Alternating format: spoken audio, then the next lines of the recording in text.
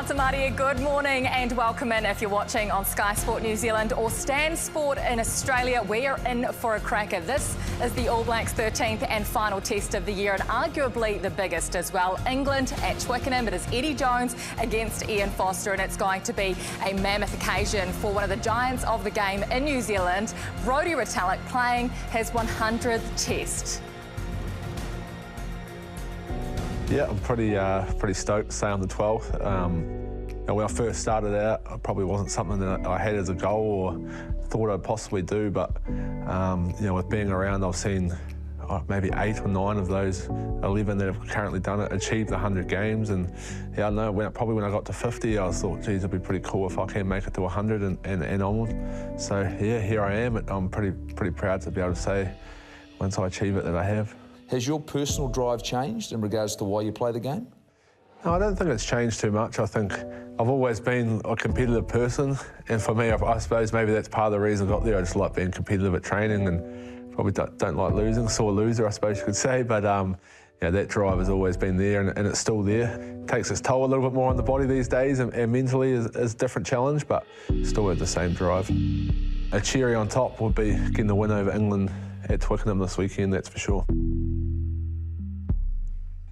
Great to have you joining us this morning. Hopefully the bacon and eggs or pancakes have been out for you, but what better way to warm up for this test than two of the best in the business. Both Chiefs, of course, both All Blacks, Angus Ta'avao and Stephen Donald. Welcome in, gentlemen. And Angus, how are you? What's going on here? Yeah, I actually just looked up there and looks a bit ridiculous, but had a bit of a scare my last game for Auckland versus Harbour and something to do with my spine, and so I've fused my C3 and C4 and I get to wear this lovely thing for 3 months and I'll probably miss quite a bit of footy next year. But hey, look, I get to sit here with you. I've got my swivel chair so I can move like that and I'm loving it. This is the bright side, isn't it? It's good to see that you're up and about and that you're doing okay. And hopefully next year we'll see you back out on the rugby field if that's what you choose to do. But someone that is out there tonight, that is Brodie Retallick. I mean, you two have both played for him.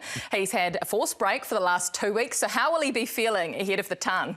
Yeah, he'll have been pumped up anyway, but the fact that he's been being a tourist for 2 weeks, he'll be pretty excited. Obviously, doing it at Twickenham will be pretty special for him too, but no one more deserving. He's one of the greatest probably to ever pull on an All Black jersey, so no one more deserving to bring up 100 games. It'll be quite special for him. And I think, the guy here, he talked about his competitive drive, and he's not the strongest guy in the gym, he's not the smartest or sharpest tool in the box, but his mindset, his tenacity and just how hard he works, he's been a massive part of the All Black success over the last 10 years. And, I think back to the first time when I got to the Chiefs, and within the first couple of weeks, he was having scraps with Nepo Laulala, and just his intensity and what he brings, the niggle he brings, he's massive. So congrats to him. Cody Taylor's been saying this week he's been a real pain for the last few weeks. So I think they're all glad that he's going to be back out on the field today. Record-breaking night for him and Sam Whitelock as well. Their 64th test start together, the most ever for a locking combination. Yeah, when you see them in the team sheet together, it just adds something to that forward pack. You know that they're not going to get flustered at line-out time with all their experience. They've been through every situation, and what a duo they've been. Obviously, Gus mentioned Brodie's not too sharp, but Sam is. So Sam's there for the intelligence. Good balance. Good balance there. And Brodie is Brodie. He's just an unbelievable rugby player. So combination-wise, you don't get better. Let's talk about the English. It is their home turf. First time the English and the All Blacks are playing each other in 3 years. What are we about to see from them? Oh, physicality, we sort of see what the squad that they've assembled and put together, and when that crowd gets singing at Twickenham, swing low, sweet chariot, the noise, the atmosphere, I think it's going to be a banger. You've been there as well, Beav. You've played at Twickenham. What's that atmosphere like? Oh, it's special. 80,000 you say, and see the English team walking in now, there's probably about 20,000 watching them get off the bus. It's something... The All Blacks have all got their headphones in. Just ignoring it, but it's something pretty special. And then the All Blacks will see Kiwis in the crowd too, and that's, again, very special when you're over there against, as you say, 80,000 in the English. Just quickly, Eddie Jones said this week, the All Blacks are there for the taking. When you see the side the All Blacks have put out, what do you think? I think it's the best we could have put out. It's a bit of reflection on form when you think someone like Mark Talia, who wasn't in the All Blacks a couple of weeks ago, TJ, who wasn't in the All Blacks a couple of weeks ago, played well last week in there. And yeah, as far as that forward pack goes, I mean, I think it's been picked to meet the English forward pack, so it's quite exciting. This is going to be blockbuster, isn't it? This is the one that we've all been waiting for, and two of our teammates are on the ground at Twickenham, Jeff Wilson and Sir John Kirwan. Well, if you think about it, Sir John Kirwan, you think about big games, you think about South Africa and Johannesburg, you think about France in Paris, and you think about England at Twickenham. This stadium, it is electric, 80,000 people. It couldn't get any better for the All Blacks to finish their 2022 season. Oh, amazing. 4 hours before I've been here, people walking in around the stadium, it's full already, everyone's excited. The English think they have a chance. They actually think they're going to win today, and that adds to the atmosphere. You know, I think it's an amazing day for both teams. Lots of pressure, good turnaround from the All Blacks. Eddie Jones, everyone tells me he's under pressure, so lots to play for. Well, you think about the All Blacks in terms of their season, the context of this game and where this group have got to, and they're in on form. The team that they've put together, Ian Foster and their selectors, you look at it, the balance is right, but in saying that, this is a different test. They face South Africa in South Africa. They'll need to step up here tonight. Yeah, it'll start with the haka, the crowd, 5,000 people will start singing Swing Low, Sweet Chariot. Going to have to keep them quiet in the first 20 minutes. You know, it has been an amazing turnaround from the turmoil that the team was in, 4 months ago. And today would be, the icing on the cake. If they can get this win today, you'll relax over summer and you're heading in the right direction towards World Cup. You lose, the questions keep being asked. So how do they go about that? How do they build towards getting a win? You talked about the first 20. This is a team that's been very, very good in the last 20 when it comes to big games. How do you think they win this big match? Well, I think that Eddie Jones would have studied how Ireland beat us, and he'll be wanting them to keep the ball away from us. What we need to do is win the breakdown, win the collision, have a really intelligent kicking game and take our points when they're out there. That's doing everything right, in other words. They Exactly. need to play the big game, and Ian Foster knows that. This is a huge, huge opportunity for him and his team. I caught up with him a little bit earlier on. Well, Fozzie, it's been a short training week. You've lost one training. How's the preparation gone? Yeah, look, at this time of the year, it's fine. I think we had a good travel day on Monday and did a lot of organising on Tuesday, a bit of a rest day Wednesday, and just hoed into our work on Thursday. So, at this, like I said, at this stage of the year, the guys are pretty primed. If you put all the best parts of the games together this season, what are you looking for tonight? Wouldn't mind putting all the best parts together, like it's, at this stage of the season, you're really kind of trying to fine-tune down your our menu. We're trying to make sure that the things that have been working well for us, we really try to sort of accentuate, particularly like through our forward play, our carry stuff, and probably our kicking opportunities. So they're probably the three main things. This team's been through a lot this season. A lot of these players have tasted defeat against England. Is there a real determination amongst the group? Do you sense that? Yeah, I think so. I kind of feel it's like it's in both camps. Both teams have sort of had campaigns where they've had losses that they didn't really want early on, and so it's a big one to finish, isn't it? For you, is there almost a sense of relief, excitement? What's your emotion going into this game?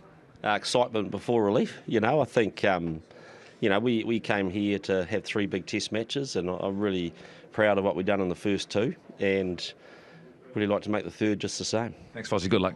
Cheers, Goldie. Thanks, mate. He seems very relaxed, doesn't he?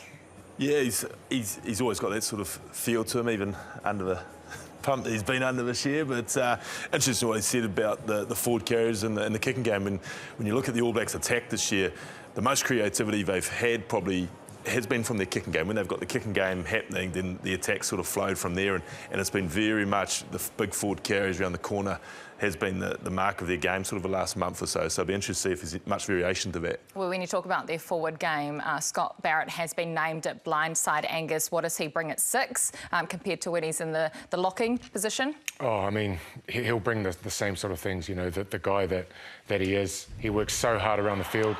You'll see some things here, what he does on defence. When I was in there, he was getting Defender of the Day most weeks. I think he got nominated one week, he wasn't even playing. So that's the effect he has. And what I love about him is just the unseen stuff that people probably don't realise, like in the scrum, the power he puts through there, in the maul, the power he puts through there, and what he does throughout the week to prep himself to do those things. He's one of the best in the world at it. I'll tell you what we need against England, Beeve, because we saw this experiment, if you will, 3 years ago. it's been a long time since then. Yeah, but I think that he's played at 6 against Ireland, and I'd say he would have been man of the match that day at Eden Park. And the thing for me to like about him at 6 is England's going to come at the All Blacks up front. They're going to build a lot of things around their line out, their mauls off that, Vunipola doing little short plays off that. So the fact that we've got 3 essentially locks in our line out, that might just cause a bit of doubt, cause a bit of chaos in the England set piece, which is what they'll build their game on today. I mean, you talk about our kicking game earlier on. You've got Jordie Barrett, who's shifted from fullback to 12. So what does he offer in there in his combination with Rieko Ioane? Yeah, I mean, it's a combination you probably didn't expect at the start of the season, but the thing about Jordie is he's such a big threat. You can see here with ball in hand, he doesn't go backwards to anyone. I think he's going to put Farrell and Smith under huge pressure just with his carries. But the thing that's really impressed since Jordie's been in there is his defence. Like, we always knew he was a good defender, but he has been a strong defender. He is bashing people in there when he gets an opportunity. So for me, that's been pretty exciting about him in there.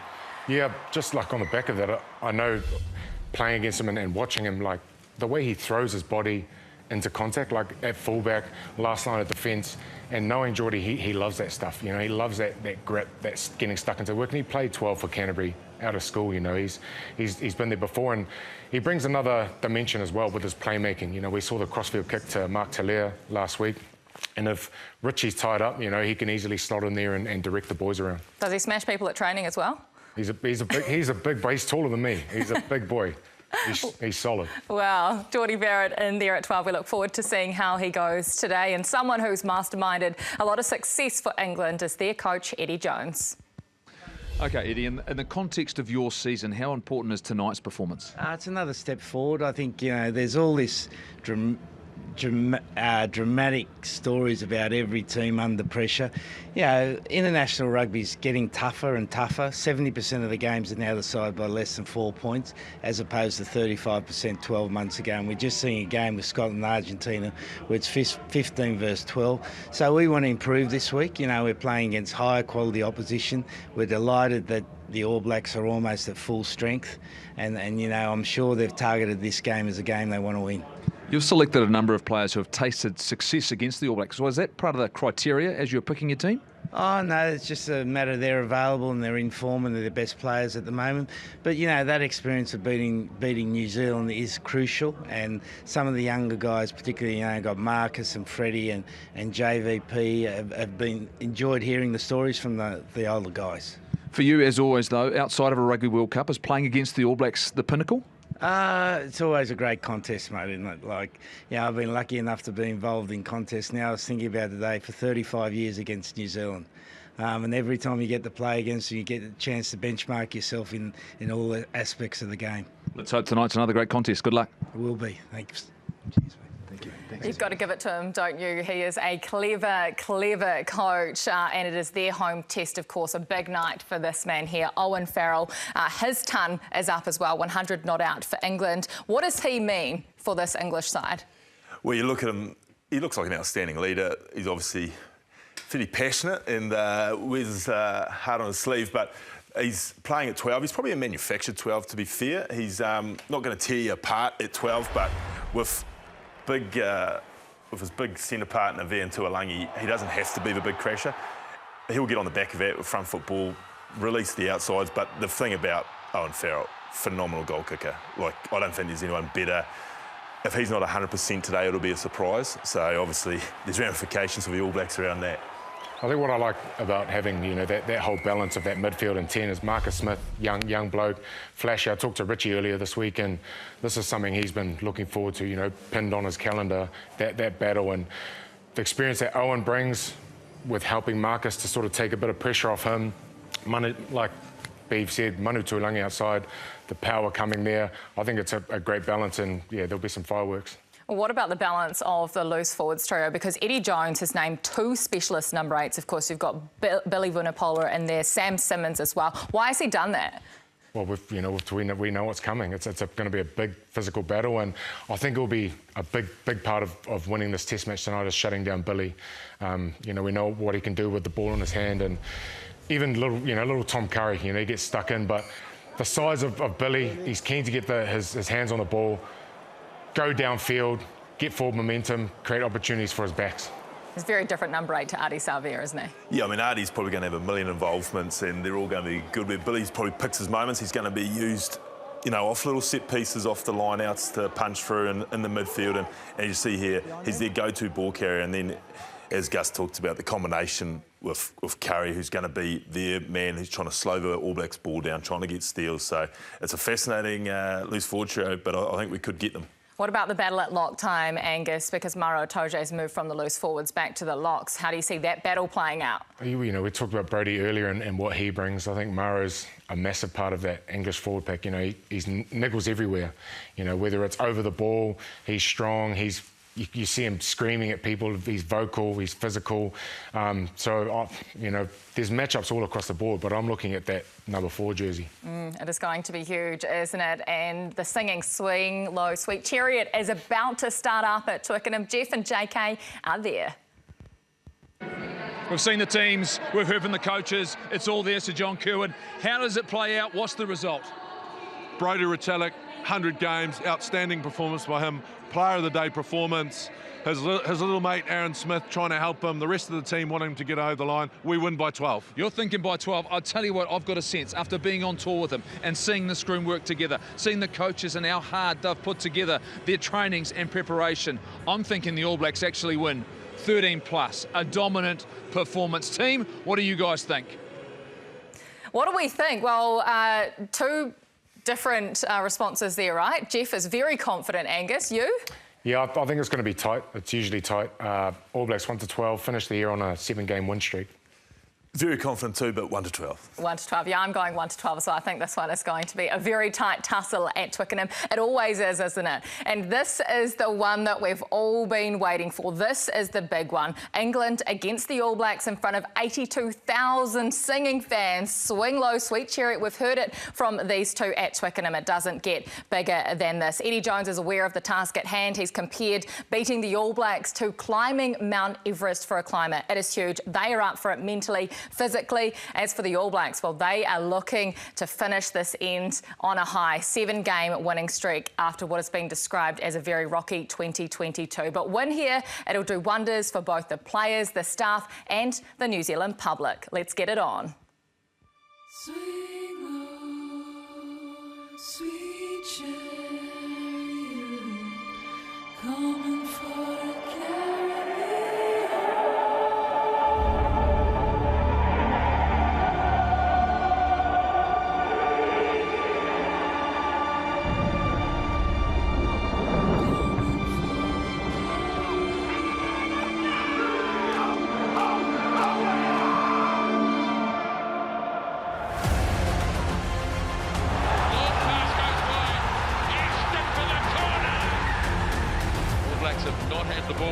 England territory as yet. And they go to the line!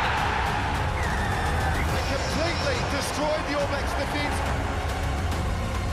Drop kick from Beauden Barrett, and it is over. Goodness, what a game, what a game! When Ian White is in an offside position.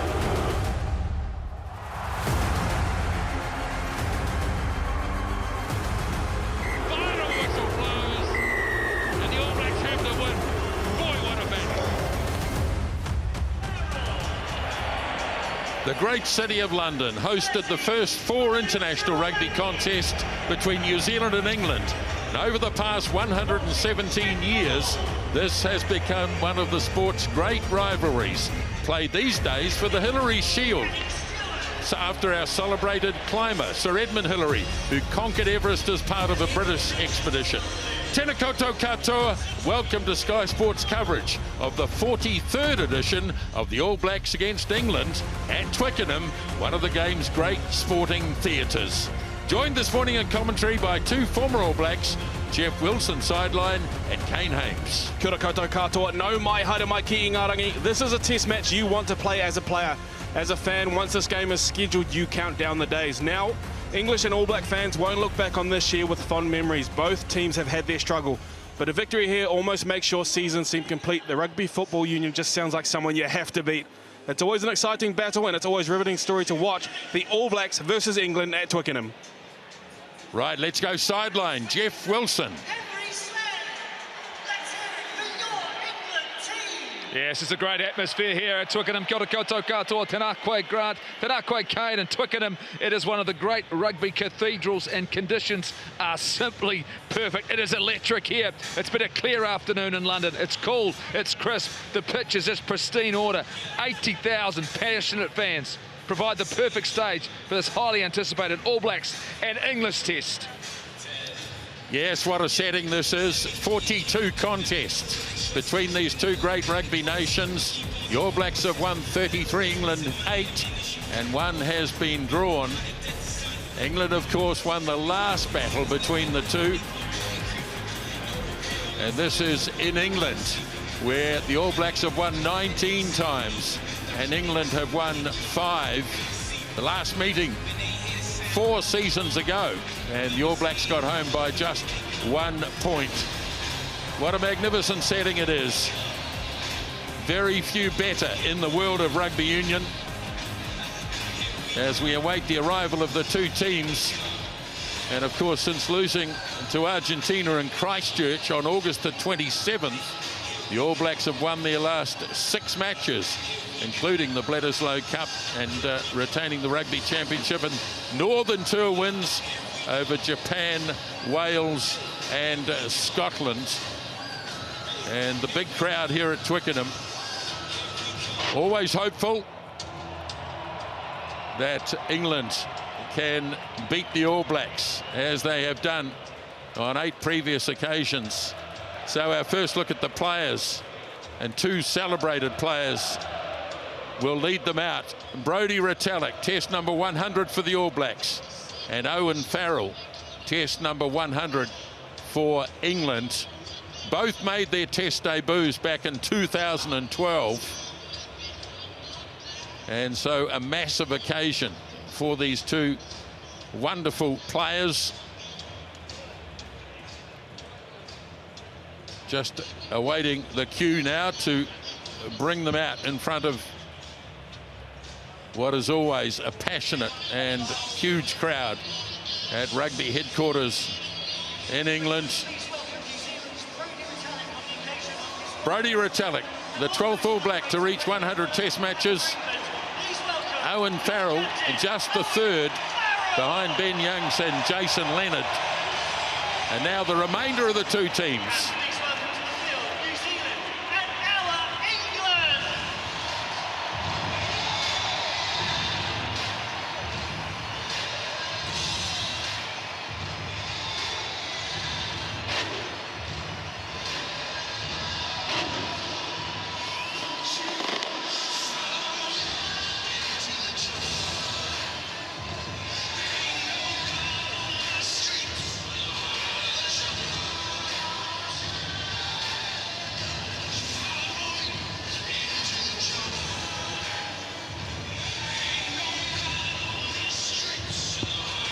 So the two teams that will now line for the respective national anthems.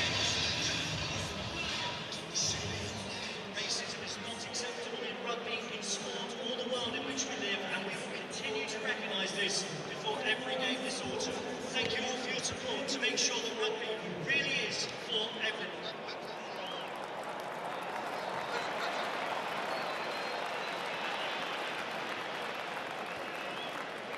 And now the national anthem of New Zealand, performed by Felipe Mana.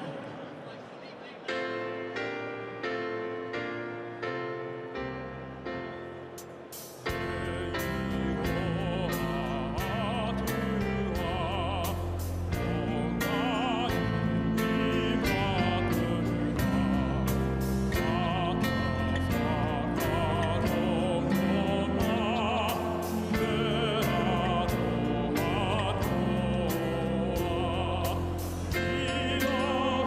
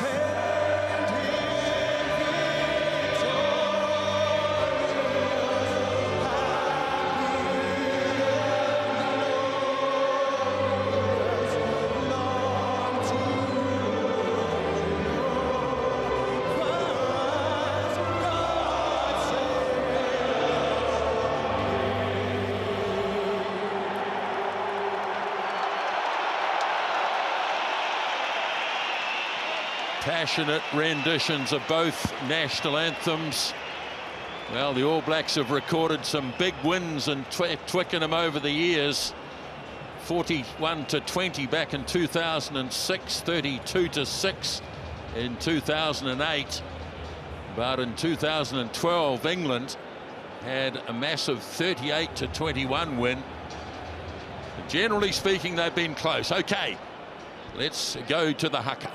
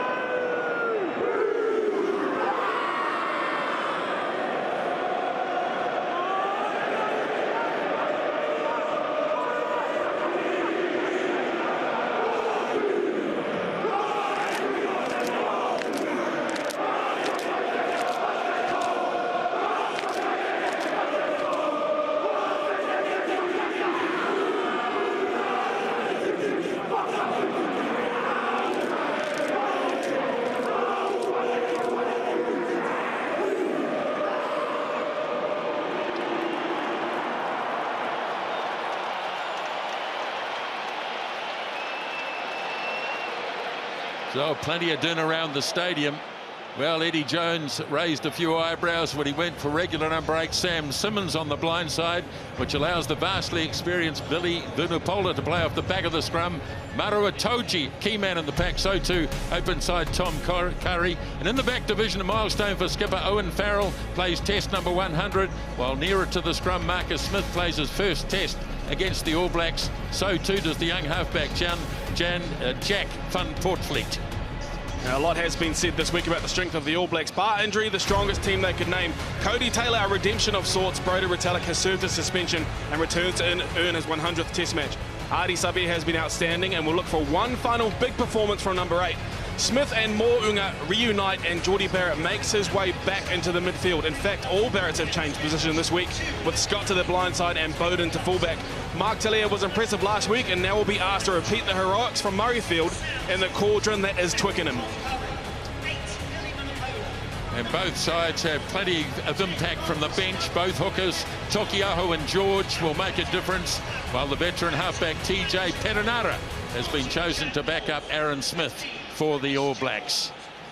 So almost in readiness now for the last test match of the season for the All Blacks.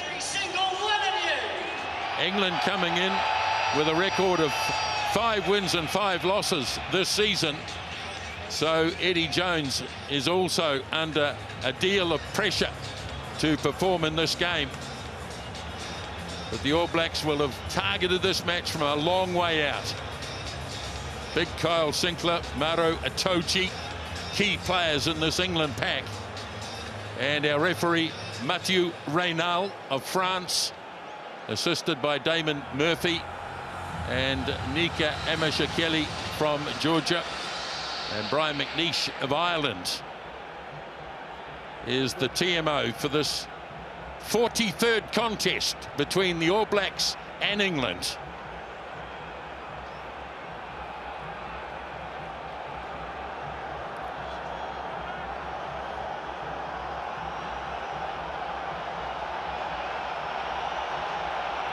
Richie Mo'unga with the ball in hand.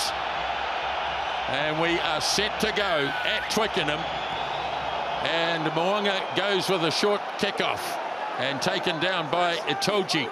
So England in possession. Van Portfleet back to Vunupola. He'll carry the ball all day, the big number 8. And Van Portfleet, the young halfback, the 21-year-old, bangs it away.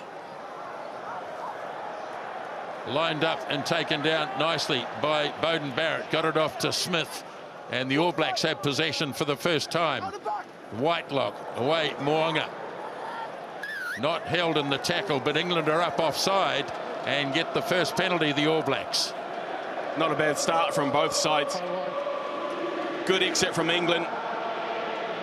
Very good catch under pressure from Bowden Barrett.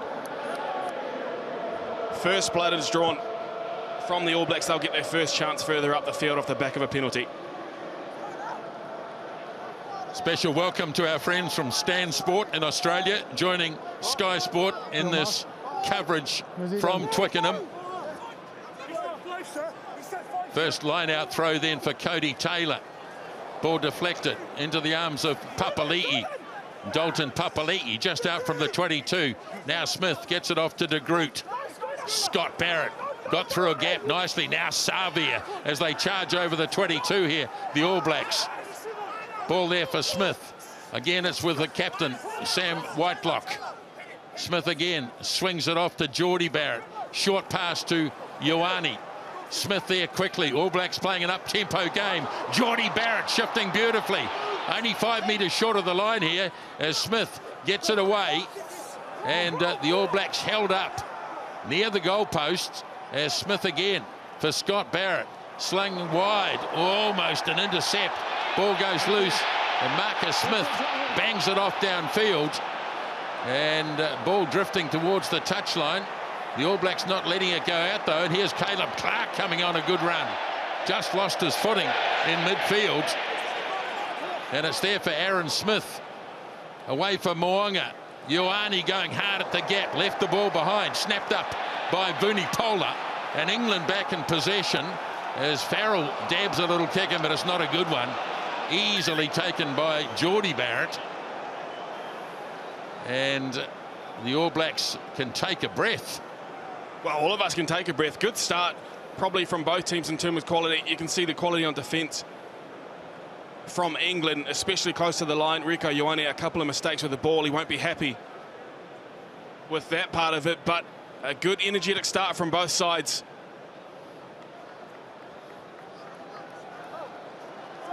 So they'll go to a line out now. 10-metre line, All Black territory. On the line, Black. Over the 15. Won by England. Intercept! Dalton Papali'i looks like he's got the pace, and he has. And the All Blacks in early. Look, it was only a couple of moments ago they were close to the line anyway. Plenty of homework done throughout the week. Jeff Wilson spoke about that in the build-up.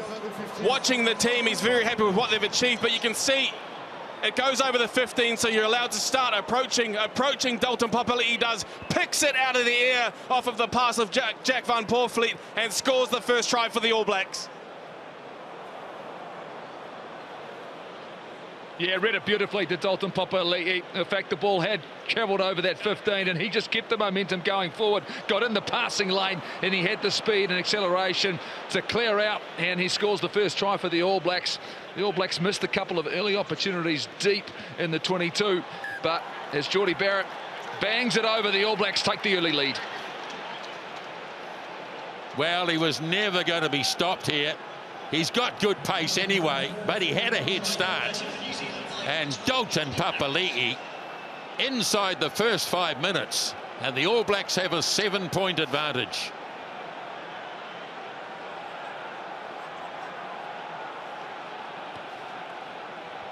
So England back to halfway as Retallick takes it cleanly. Comes back for Smith. Cody Taylor takes it into contact. Now the clearing kick coming from Aaron Smith. Gets it up nice and high. Good work by young Freddie Stewart, the 21-year-old fullback. And a knock on. So England making some early errors.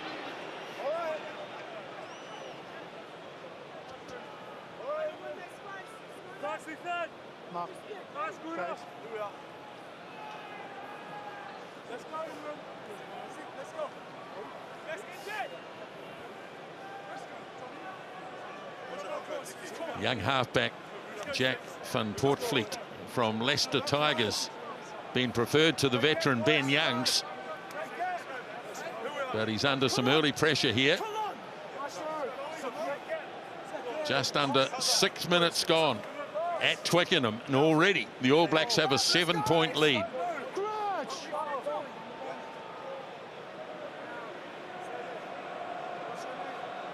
Bye.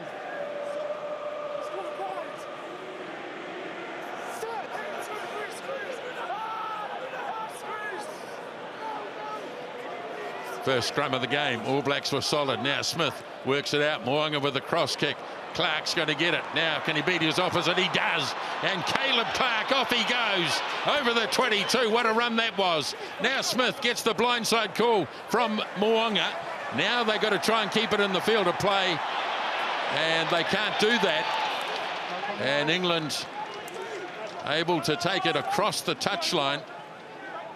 But what a run from Caleb Clark. Yeah, good crossfield kick too. A lot was said during the week from the English media and the English players that they understand that the All Blacks are kicking a whole lot more, including using these crossfield kicks. Here's one of them. It works out well in front of Caleb Clark. Gets a good carry off the back of it. Gets taken out in the end, and it has been knocked on.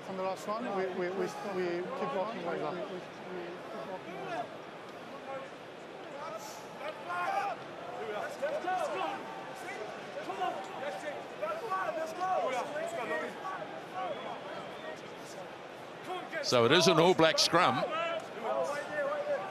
inside the England 22.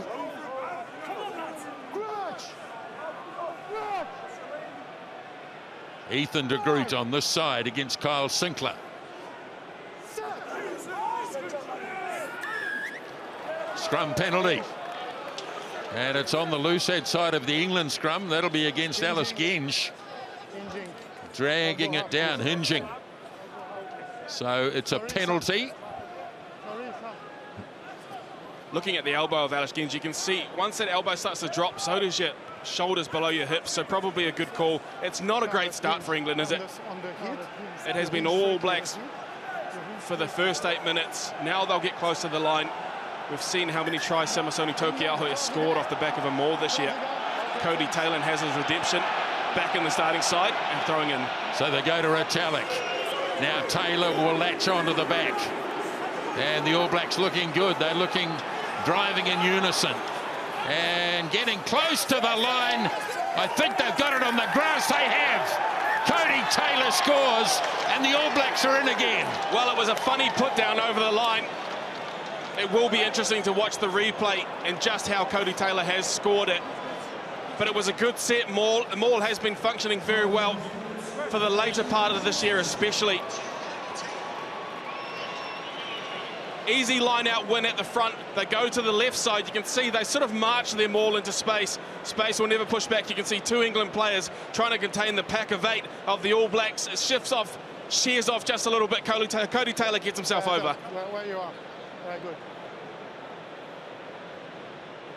Yeah, it was great work. They got themselves set up nicely, and then once Cody Taylor recognised he had some momentum, it was whether or not he could break away and get the ball to ground. And you're right, Kane, it took a little bit of time under pressure, and just watch here as he starts accelerating towards the line. There's good defence there. He keeps fighting, just watch it here, and then from here he punches it down to the ground there and turns it over. What a start this is. Under 10 minutes gone, and already the All Blacks have picked up a couple of tries, with Jordie Barrett looking to add 2 here.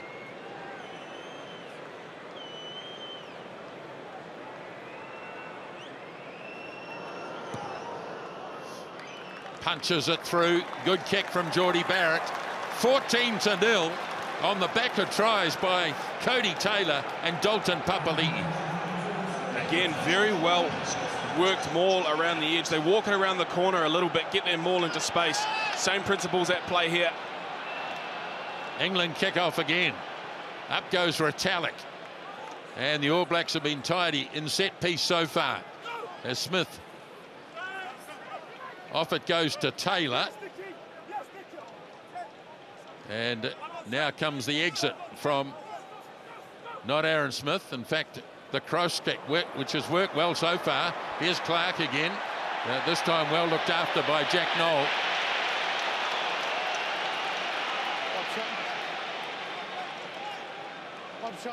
Well, you can see the All Blacks have done their homework. Dalton Papali'i picked that ball out the air, especially with the raw knowledge when the line-out went past the 15. They've spotted some opportunities on the exit as well to go away from the traditional kicking and found some space out wide, but England to throw in, chance outside the 22. Cowan-Dickey throws, Itoje delivers quickly, Van Poortvliet, now Smith out into midfield where Tuolangi will crash it up all day. Now Genge, as England, their best attacking chance so far in the game. Van Poortvliet away for Smith, very good on his feet, away for the veteran winger Johnny May out on the left wing side, across now to Curry, Genge once more. England building nicely. Sinclair inside the 22. Van Poortvliet. Crowd really getting behind them now. Carried on by Simmons. Van Poortvliet waits again. Now Johnny Hill. Good driving tackle on him. As England recycle it once again. 5 metres away. Van Poortvliet once more. Vunipola gave the ball back inside. Build-up continues. Sinclair, short pass again. Testing this All Black defence. Smith. Now Tuolangi. Good tackle by Jordie Barrett. Van Poortvliet again. Away for Carl Sinclair. Offside against the All Blacks. And let's see what they do. Well, it's a packed Twickenham Stadium. They haven't had a lot to cheer about in the first 12 minutes, but you can hear them roaring in the last 45 seconds. England put together a ton of work to get themselves down here. Now, the first opportunity they got against Japan last week, they showed a lot of respect and went for the kick right out in front. This time, closer to the sideline, the All Blacks have had their chance at showing just how good their maul is. England get their chance too. New Zealand.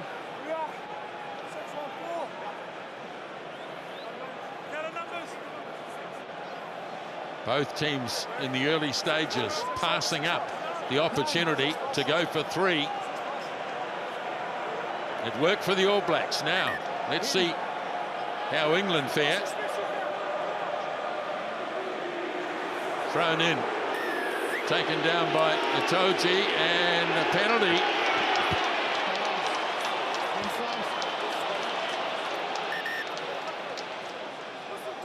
Number 8 in front of the ball carrier.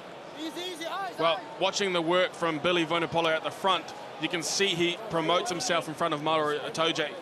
So very hard to attack him and attack the front of the maul. There he is. You can see him, the front lifter. Number 8 in front of the ball How carrier. far in front does he get? Yeah, correct penalty. Kick from the All Blacks hasn't gone out, so England can bring it back. Van Poortvliet away for Itoje. That's the All Black 10-metre line. Good strong carry. And the All Blacks had rights to the ball. Papali'i Lomax over the ball, and Vunipola didn't release. So the All Blacks winning the early penalties. Yeah, you can see 4 penalties against the English team so far today. You can hear the Twickenham crowd not happy with it. But Jeff, the All Blacks can be happy with their first 15 minutes. Yeah, absolutely, they do. They should be pleased, but they've done really, really well, controlled their discipline. England letting themselves down, going off their feet and obstructing. Those are disciplines that Matou Nanal is clearly going to be on top of. Taylor's throw, a good one, taken down by Scott Barrett. The All Blacks have got a good drive going here. Almost to the 22 before England stop it.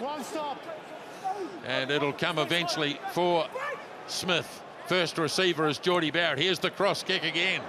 And up goes Clark, looks to tip it back in field, but it was just slightly overdone.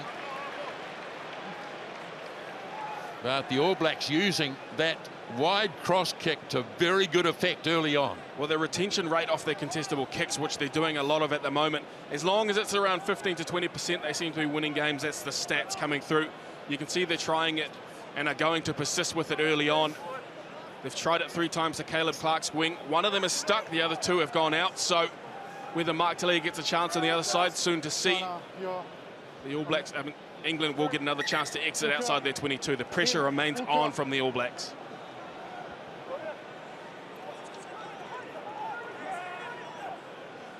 Luke Cowan throws again. It's a Toji. He seems to be the big target in the England line-out. Not going anywhere here, so the hooker is going to have to release as he tries to break away, but he's under a vice-like grip. Now the ball will be there for Van Portfleet. Use it 9, please.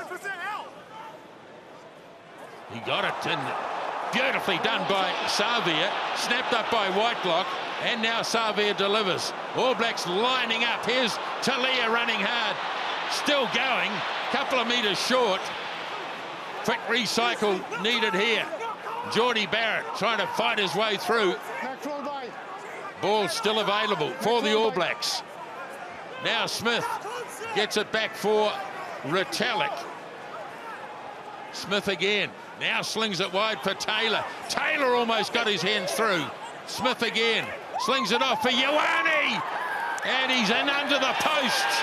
Rico Ioane, try number 3. Well, it's been a rough start for Jack Van Portfleet. Yeah, Ben Young's on the bench with 120 caps. Jack Van Portfleet, the number 9 for England, is his 6th cap.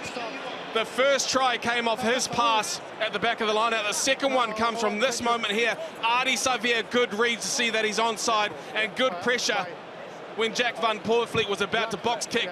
From here, the All Blacks go to work. They spread it wide. Mark Talia, the star of last week, gets close, but this time they swing it back into the midfield. Rico Ioane right under the post. Brian, I just want to check a potential neck roll by Black on the rack, close to the touchline, please. Yes. Looks as though they're going to take a look at something here. Yeah. The referees have spotted something. They're looking at a possible clean-out issue, a possible neck roll, and this might save England, who are reeling after making a number of errors. Discipline's been poor. The All Blacks have capitalised. They may escape here.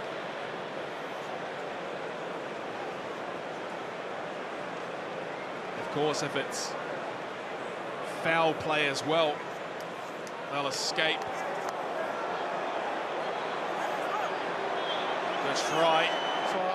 So it's Rico Ioane. You can see the right arm around Owen Farrell. You can hear the referees listening. We'll listen in. Talking. We'll listen in. Yes, Matthew? For what I see on the screen, the number 15 Black put his arm around the neck. Is a clear neck roll. So I will disallow the try and come back to the initial infringement. Penalty kick for England, 5 meters from the England, right? It's number 13 Black. Okay. No try? Well, no try given. And ironically, the man who scored the try is the man who created the offence.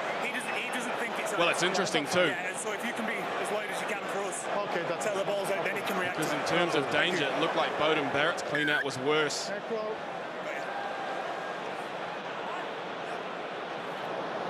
Well, England survive. So it remains at 14 points to 0.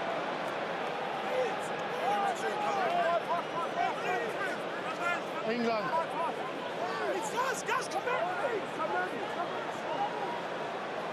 Cowan Dickey with the line-out throw goes short.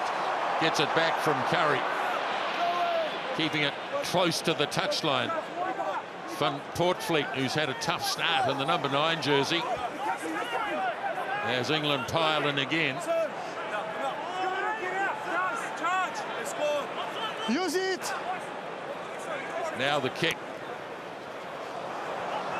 Talia coming forward and beautifully taken by Mark Talia. So the All Blacks back in possession.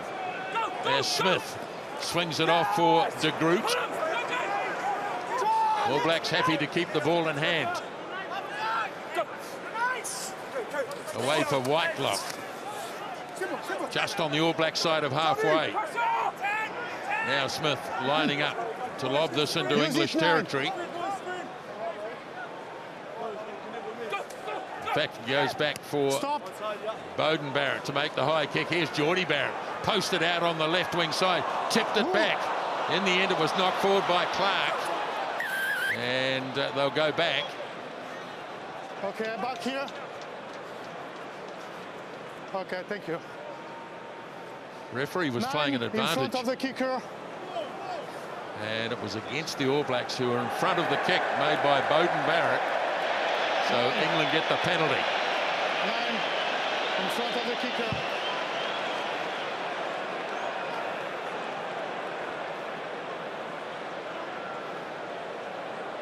Test 114 for Aaron Smith in this game.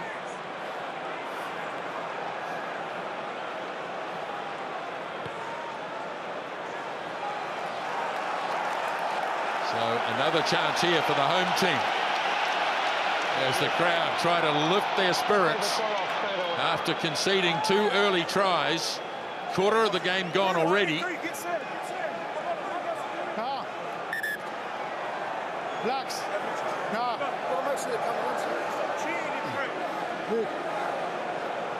You stay in the middle, okay? Don't move.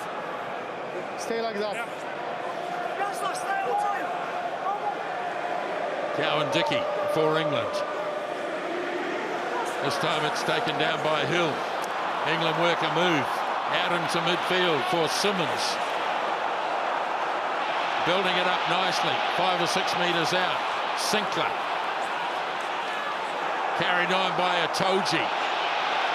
Getting pretty close here. Another crack at the line, this time by Hill, but they've lost it in contact. And the All Blacks are going to shift it. Here's Retallick. Brodie Retallick inside his own 22. Happy to move it out. Now De Groot. Taken down by Cowan Dickey. For me, there is an attempt to wrap, Brian. Now the Mo'unga. Oh, he threw a loose pass. Oh, this could be nasty, but it's been hacked into touch by Manu Tuilangi. He tried to kick it into the hands of Jack Knoll.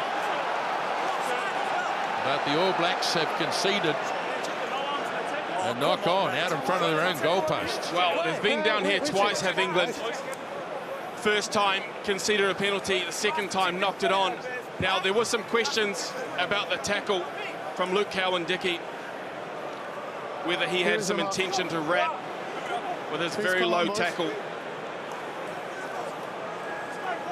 They won't check it, but England probably are their worst enemy at the moment.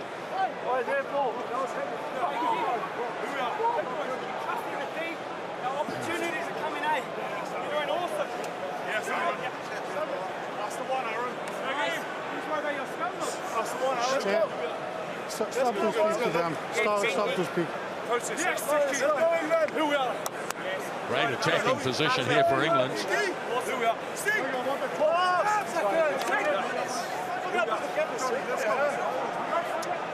Clutch!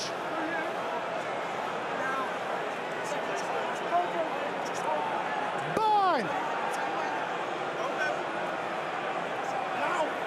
Set! No.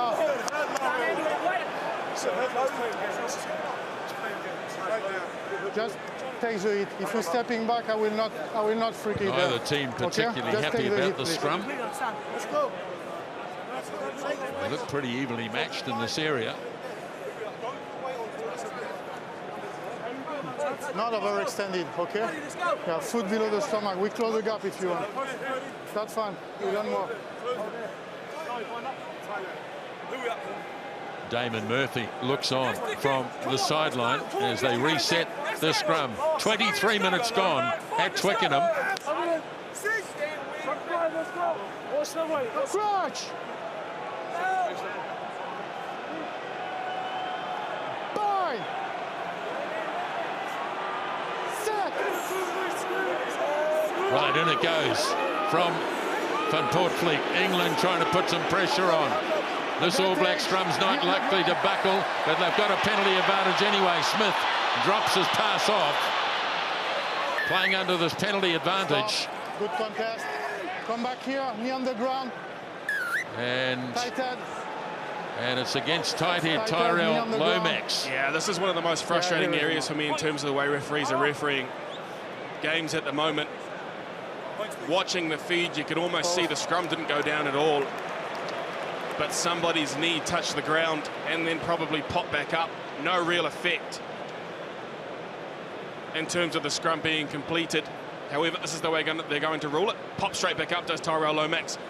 However, it is a penalty the way they're ruling it at the moment, and it looks like England will take the shot that is right out in front.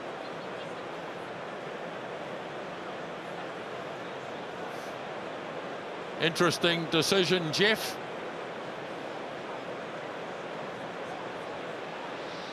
Yeah, absolutely. Nisbo, the fact that they've resigned themselves to the fact they need to score some points, and given the fact they could quite easily be 21-0 down, this is probably a good result for them. They need to get some reward for being in the right part of the field, but it's taken a lot for them, and the All Blacks will be satisfied that the defence is held up. So here's Farrell from pretty much out in front, and he converts the penalty into points. 14 points to 3 with about 15 minutes until half-time. Now, the All Blacks have been behind at half-time in 4 of the last 5 games against England. And in the last 2 times England have won, the All Blacks haven't scored in the first half. So the kickoff is taken down with England in possession.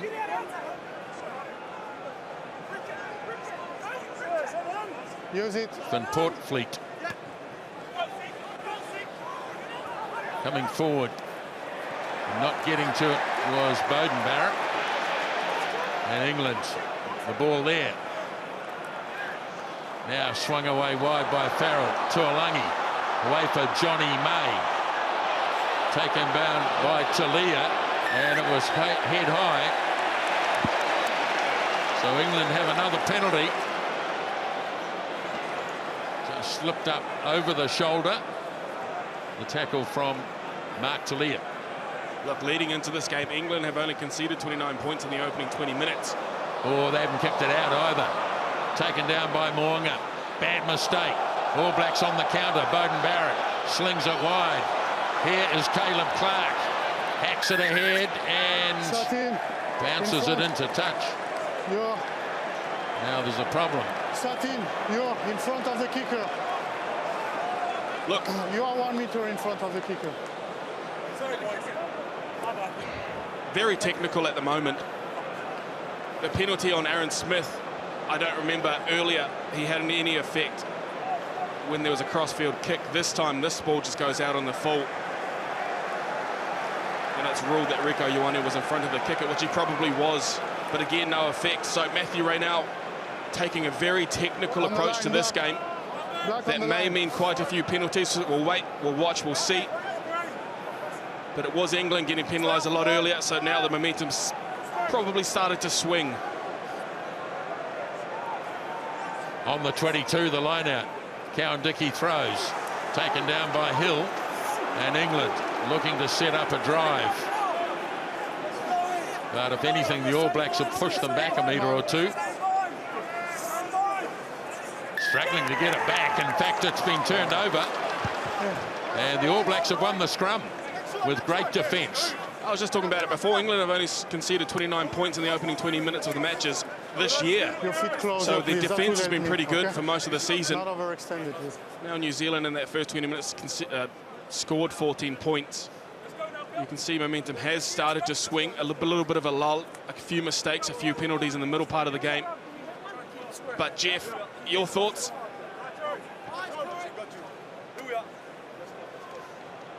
Yeah, you think about the context of the game right now, and Eddie Jones and their coaching staff. They've looked good when they've managed to keep ball in hand, to get some momentum. They've carried really, really well. They just haven't managed to finish when they've got close to the All Blacks line, and their discipline is letting them down, and then just a little bit of accuracy. But they're well and truly in this contest, and the All Blacks are now the team that's back on their heels, and some small things, like you said, Kane, that's all that's letting them down right now. But the All Blacks will have to make adjustments, as will England. Matthew Raynell at the moment is the man in control. Good All Black scrum, putting pressure on England and winning the penalty. That is a massive All Black scrum, and they win a big penalty inside their own half. Look, Tyrell Lomax is a very good scrummager. He hasn't always had the chance to prove that, especially at Super Rugby time. But he chooses his space well. He's almost going in between that space between Luke Cowan-Dickey and Alice Genge, and the space doesn't push back. So very clever man as Tara Lomax, and really starting to prove himself as an All Black tight head this year.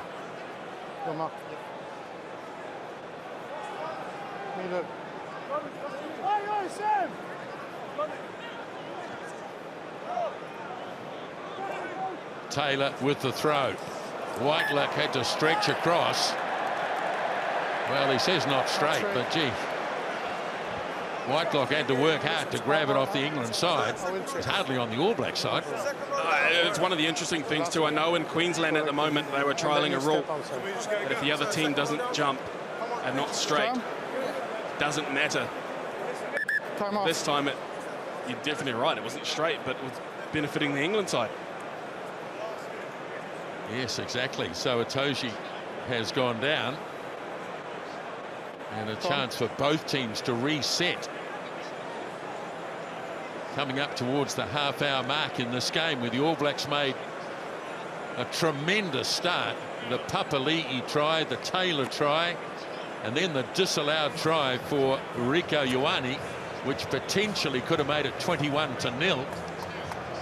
Try was ruled out, and England came back with that penalty.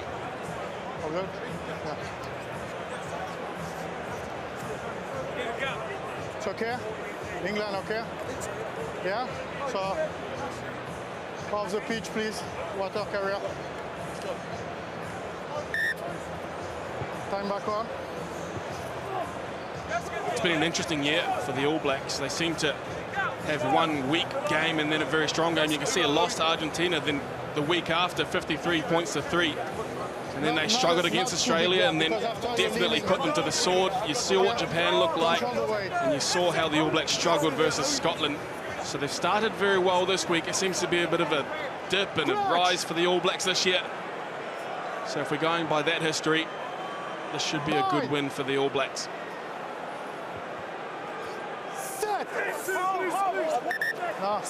No.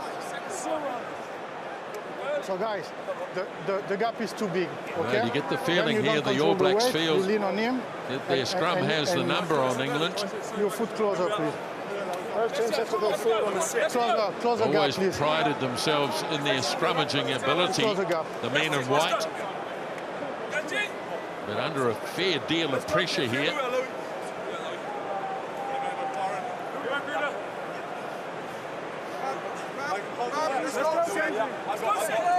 Call on me. Let's go, Lowy. Crutch. Bind. Set. Van Portfleet, he gets it in. Snapped off the back by Vunipola. Chased across and taken down by Scott Barrett. Now Itoje, as the All Blacks look to drive him towards the touchline. And look at them charging after this. No free ball in this one. Van Portfleet bangs it off downfield. Waiting is Clark. Quickly away for Barrett. Bowden Barrett, that is. Makes the kick across field for Ioane. Away for Geordie Barrett. Here's Talia in a bit of space. Got to pass away nicely to Smith. Ioane couldn't hang on to it. Now it's snapped up by Van Portfleet. And England back in possession through Hill.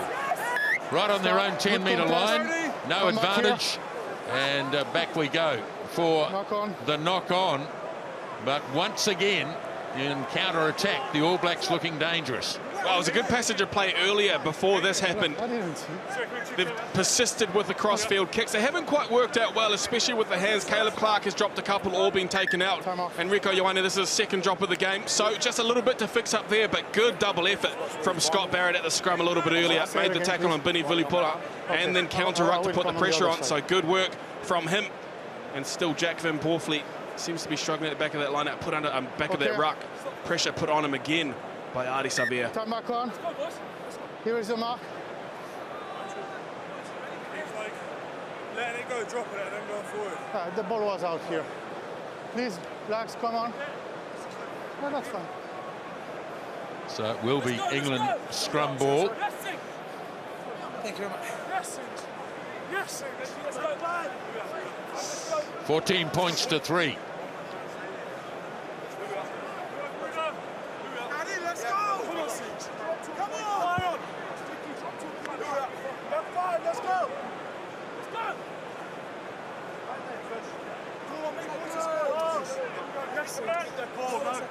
Come on, Sing! Let's go! Crutch! About 7 minutes until half-time at Twickenham. Don't buy on his shoulder, longer bind, okay? And you don't push him, okay?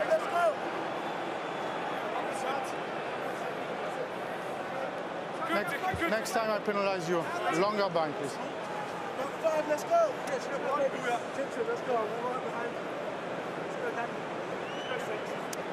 Come on, Sings! Let's go! Johnny, let's go! We got you, Sings! Crutch! Bind! Set! Right, England get it in.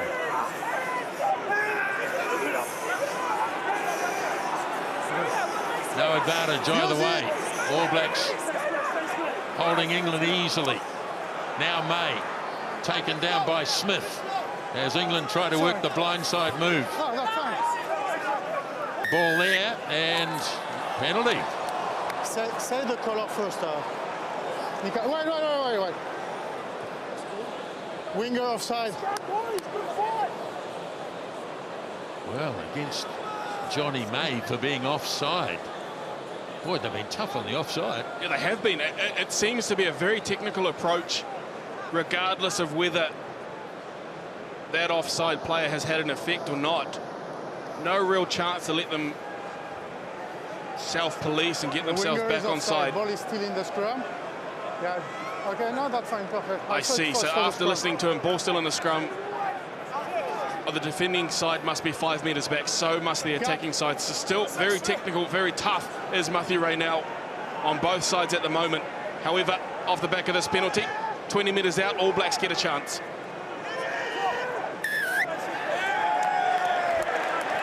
Oh, no. We've seen this somewhere before. Same referee. Look, it's interesting too, Matthew Raynell has had an interesting year. Probably not welcome back in Australia anytime soon. This kick will make its way out, but even in terms of appointments, World Rugby only appointed Matthew Raynell to Romania versus Samoa through sickness. He refereed Ireland versus Fiji. Yaku Piper got sick, and Nick Bear was meant to referee this one. And again, he's had to go home, so Matthew Raynell gets another chance. Well, now this time the All Blacks have thrown it crooked, and so hello, England have called for a line out. Now, what does that tell us? Not happy with their scrum. England have called a line out with the option.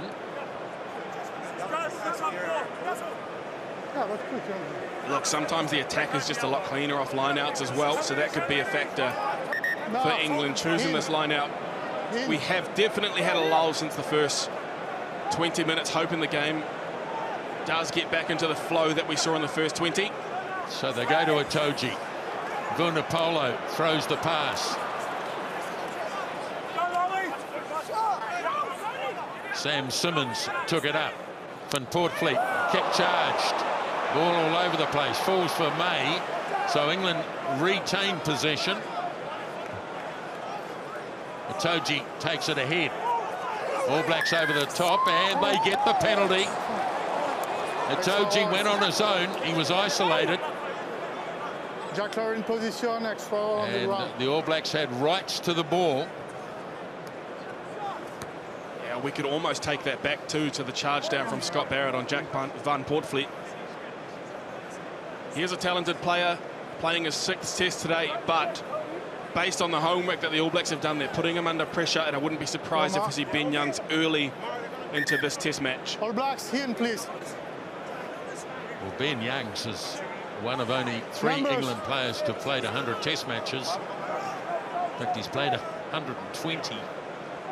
I wonder whether he might even come on at half-time. This time Retallick wins the line-out, so the All Blacks have it cleanly as Taylor holds it. And they make some good progress. Down towards the 22 now, Cody Taylor releasing the ball for Smith. First man up is De Groot. Ball slow. Now Smith again. Swings it away for Papali'i. Taylor away for Talia. Talia got away from one player. Nice run over the 22. Now Smith. Quick hands from Barrett. Away to De Groot. Tips it on. All Blacks keeping the ball alive as Beauden Barrett goes down on the tackle. Now Mo'unga. Nice feet. Got the pass off to Savia. Right in centre field. Options either way. Smith swings it away for Beauden Barrett. Gets a knee to the ground. Ball released. Retallick. Pressure mounting on this England defence. Smith again. Here's Papali'i. First try scorer. Now Smith again. Mo'unga. Standing in the tackle. Got away from a couple. Good momentum forward. Taylor carries it on. Smith waits again. Arm out from the referee. Now here is Talia again off the Retallick pass. Edging ever closer. Whitelock. England missing some first up tackles. Scott Barrett. Smith again. Geordie Barrett testing this defence. Ball left behind. Carried on by Savia. Ball again there for Aaron Smith. Away for Ethan De Groot. Big part of the game coming up here. Half-time almost with us. Ioane denied a try earlier. Now Smith. Oh, and it's gone forward. Tough pass to take. And he's going back for a previous penalty. Boy, there's some pressure here, Jeff Wilson. Offside, one wide. Yeah, absolutely.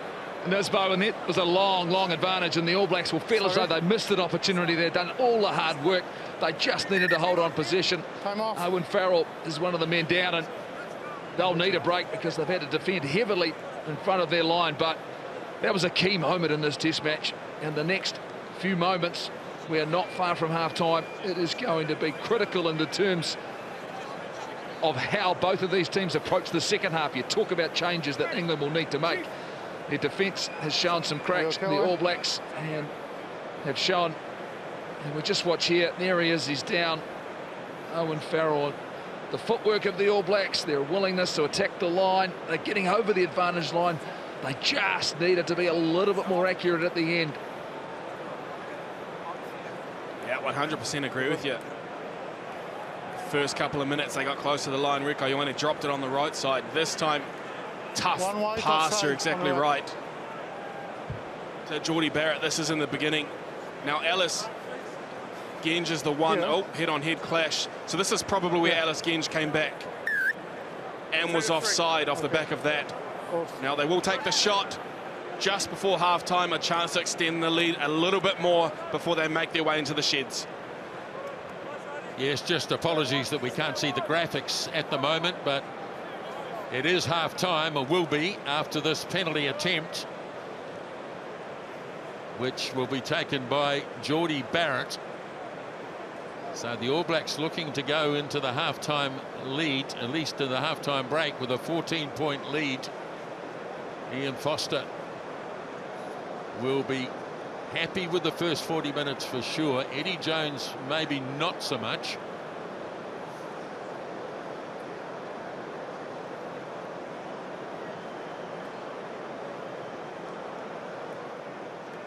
So the penalty from Geordie Barrett. Julie goes through, and it is half-time at Twickenham, and the All Blacks have a good advantage over England, and they lead by 17 points to 3.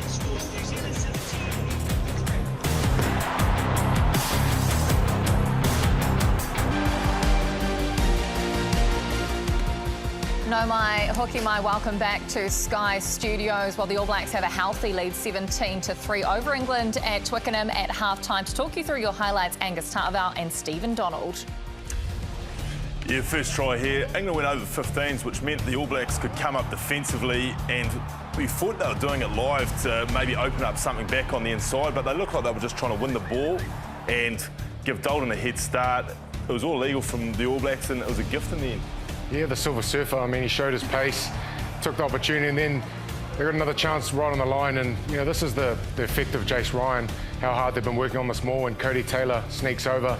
You know, we talked earlier about the physicality, the battle up front, and the way the boys stuck together, earned it, took their time, created this opportunity for Cody to sneak over. You would love those sorts of tries, Angus. Oh, you love getting your head in there, and you know, it's taxing. And when the try scored, it's elation, it's happiness, it's a good place to be. Beaver, how would you rate that first half? What will the coaches be saying? I think the All Blacks would be very, very happy. When they had the ball, they were very creative with their kicking game. The forwards were really, I think, sort of owning the English, all their strengths that English would have come here thinking this is what we've got to do to win the game. Well, I think the All Blacks have been throwing it back at them. We talked about it in the pre-match, didn't we, that the battle of the forwards was going to be massive. Angus, the All Blacks are winning that clearly in the first half. Oh, I mean, they're creating opportunities all over the field, and started off with Dalton. Artie's been putting pressure everywhere, and I feel like it's a cause and effect. You know, it's what they're doing is creating chances and opportunities around the field. England had chances to put pressure on us and on the line, and we defended really well. We went down there, we got a penalty from a scrum, went to that line and got the try. We get another penalty here, and it's just these snowball effects. We talked about guys like Billy Vunipola, Mario Itoje. Tough to mention them. Yeah, I mean, and we talked about the blistering start too from the All Blacks, and a lot of it was on the back of the forwards interchange. They were getting the ball in their hands, popping little short balls from De Groot to Barrett, and that just makes the rucks and the speed of the ball coming lightning quick, and they could just play on the back of that. I didn't think you'd be so appreciative of the forwards, Beef. You've been enjoying it. They have a time and a place. Well, let's talk about your area of expertise, though. The kicking from the All Blacks. We've been seeing a lot of cross-field kicks. What have they been seeing? Well, they've been creating space for the All Blacks. Like, they've just gone after Noel they've obviously seen something there. How they've been doing it well is they've been sucking them in. You've seen they've been bringing runners short off Aaron Smith or short off Richie, and then they open up the space. And what's this been doing again? It's just another way of creating front foot ball. This was courageous, doing a cross kick on a counter. Everyone sees the space because the defensive line tries to shut your counter down, but to actually put it in place and have the guts to pull the trigger on it, that was pretty special. And it's not always exactly the same, you know, my area of expertise, the kicking, it's not always the exact same crossfield. There's, you know, Geordie was in for one, there was a bit more height on it. Caleb's roaming, a bit of a flatter option, and like you said, courageous to do it in our own half, but, you know, they've done their homework. And they've seen some opportunities. Well, how did the All Blacks make sure that this is an 80-minute performance, Beef, not a 40-minute performance? Well, I think when you look at last week, a lot of it was around the discipline, and we've seen the referees giving a lot of technical penalties. So as long as they can limit the penalties, limit the opportunities that England get to kick into our 30, our 40, to launch their line-outs and give Owen Farrell the opportunity to score points, it's just more of the same, I think. It really is. The forwards are doing a great job winning the big set-piece areas which England pride themselves on. How did England get some points on the board other than a penalty, Angus? Well, I mean, credit to the AB's defence. They went for that penalty, 14-0 down, and they decided to take the shot. They need to get to the right parts of the field and just keep trusting what they haven't really been able to throw a punch. But I reckon the difference of this is going to be the bench and who comes in and adds that spark. You know, we've got some great players on there to bring on, and so do they. So, second half. Who do you see being injected straight away? Well, I'd say Ben Youngs for England. I think the young halfback's been targeted by the All Blacks, especially on the kicking game, which is, again, nullifying a lot of what England bases their team on. So he'll be on early. But for us, I think you can imagine a Frizzell and Nepo Laulala just to add to that forward strength. Bring on a Samasoni Takiaho. Hello. Good chase man. Good chase man, isn't it? Even though it's not like Cody Taylor's doing a bad job of scoring tries and doing everything. That is the luxury that the All Blacks have at the moment, and we have the luxury of delivering a feast of sports. If you haven't got enough of the action so far, next year there are 5 major events that we will have live for you on Sky. The White Ferns will be in action in the T20 Cricket World Cup in South Africa before the Football Ferns host the FIFA Women's World Cup, co-hosted with Australia, that is, kicking off in July and August. The Silver Ferns will head to Cape Town, looking to go back-to-back at the Netball World Cup before the All Blacks head over to France for the Rugby World Cup. Who is that guy there with a tight jersey?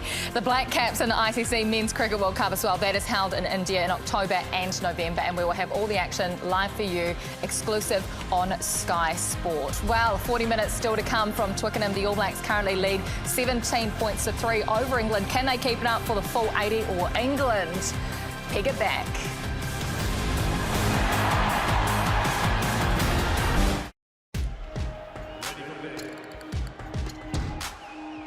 Well, it is half-time at Twickenham. The All Blacks with a very, very good first 40. Let's hear from their brain trust. Scott McLeod is standing by with Jeff Wilson.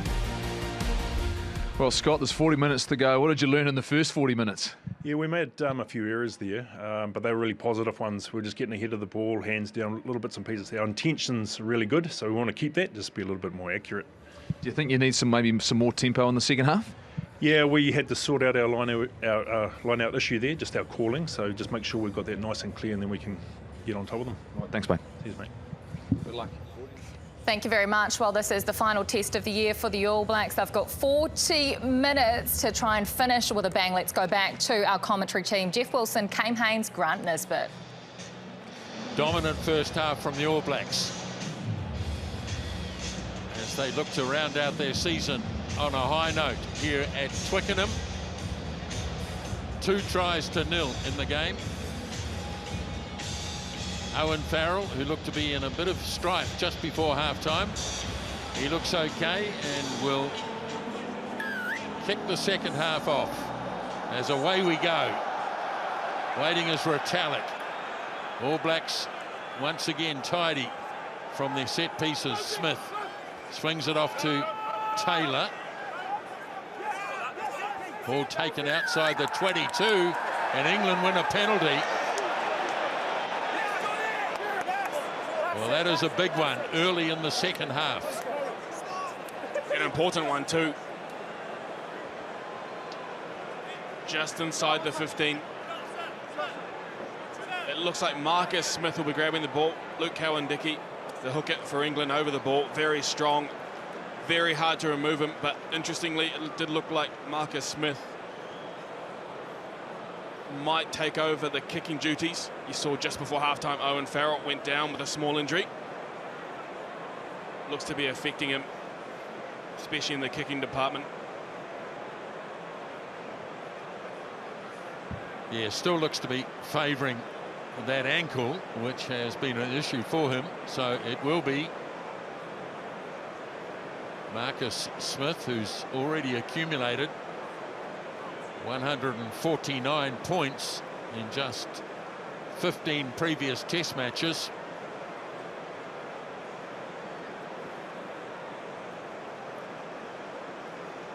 The man born in Manila, the Philippines.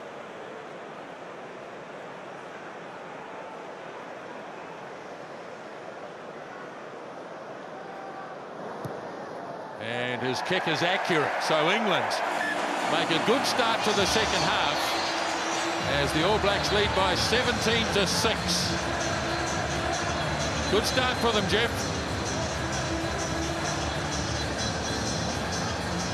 Yeah, absolutely necessary start as well, and a little bit of accuracy from the All Blacks.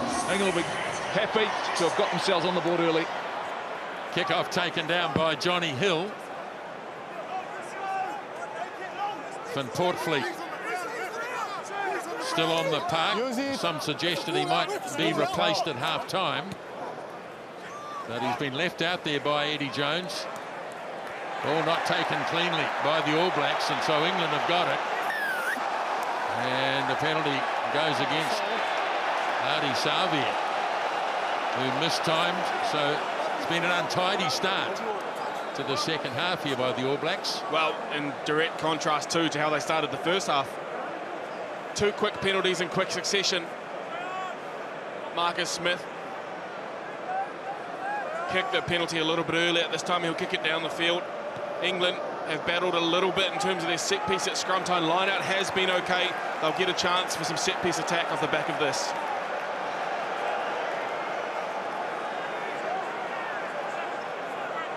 A bit of trouble fielding a few of the kicks from Caleb Clark. Good work from Jack Noel to get up and disrupt it. Look, Cowan-Dickie to throw in. England on attack. Throws in. Slap back by Hill, but it's in the England camp and is carried forward by Simmons. Sinclair off to his fellow prop Genge. Ball is there for Van Portfleet. Now Smith hesitated. Tuolangi gets into a gap. Almost got up and went again. England putting some real pressure here. Now charging in goes Sinclair. And the All Blacks have to come up with some goal line defence. England driving hard towards the line. Got the arm out too, has Reynal. Cowan-Dickie waiting for the pass. Doesn't come though. Sinclair hung on to it. Now Van Portfleet. Away it goes to Smith. Looking to get it through the hands. Johnny May taken down by Smith. Aaron Smith, that is. No advantage. And so back to the penalty.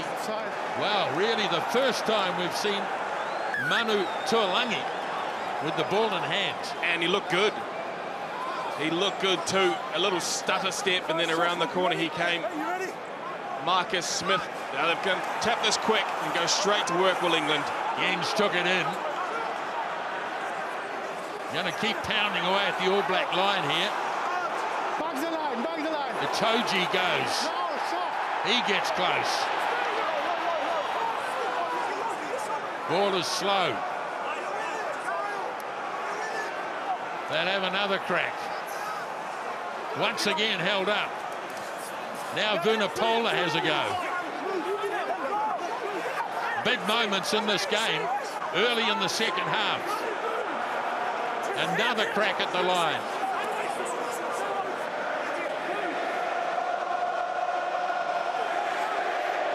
Once again the All Blacks repel. Crowd right in behind England here as they go close once more. And it's a penalty to the All Blacks.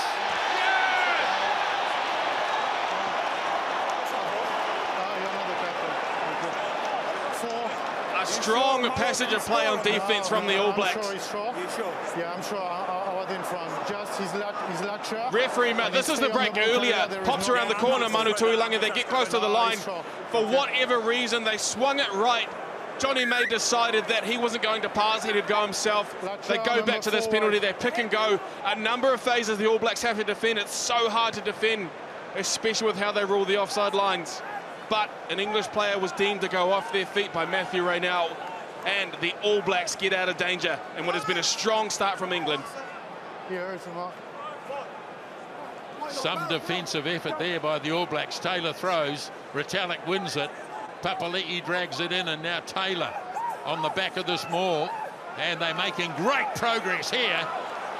Taylor has a look around, but they've marched England back almost to halfway and still going, and the arm's gone out. Now Smith away for Talia, taken head on but not held by Itoje. Now Aaron Smith away for Geordie Barrett. Mo'unga looking to find a gap, ball ripped away. No penalty, no advantage at least, so no advantage, side and through wide. Bit of pushing and shoving. No doubt a few words exchanged. Well, Tom Curry wouldn't be happy because the All Black forwards have put a number on the English pack in the last couple of moments. Defending the pick and go close to the line under immense pressure. Then that maul, that march up the field for about 25 metres. Richie Mo'unga striking a bit of salt in the wound as well. He'll kick this down the field. The All Blacks will go to work again.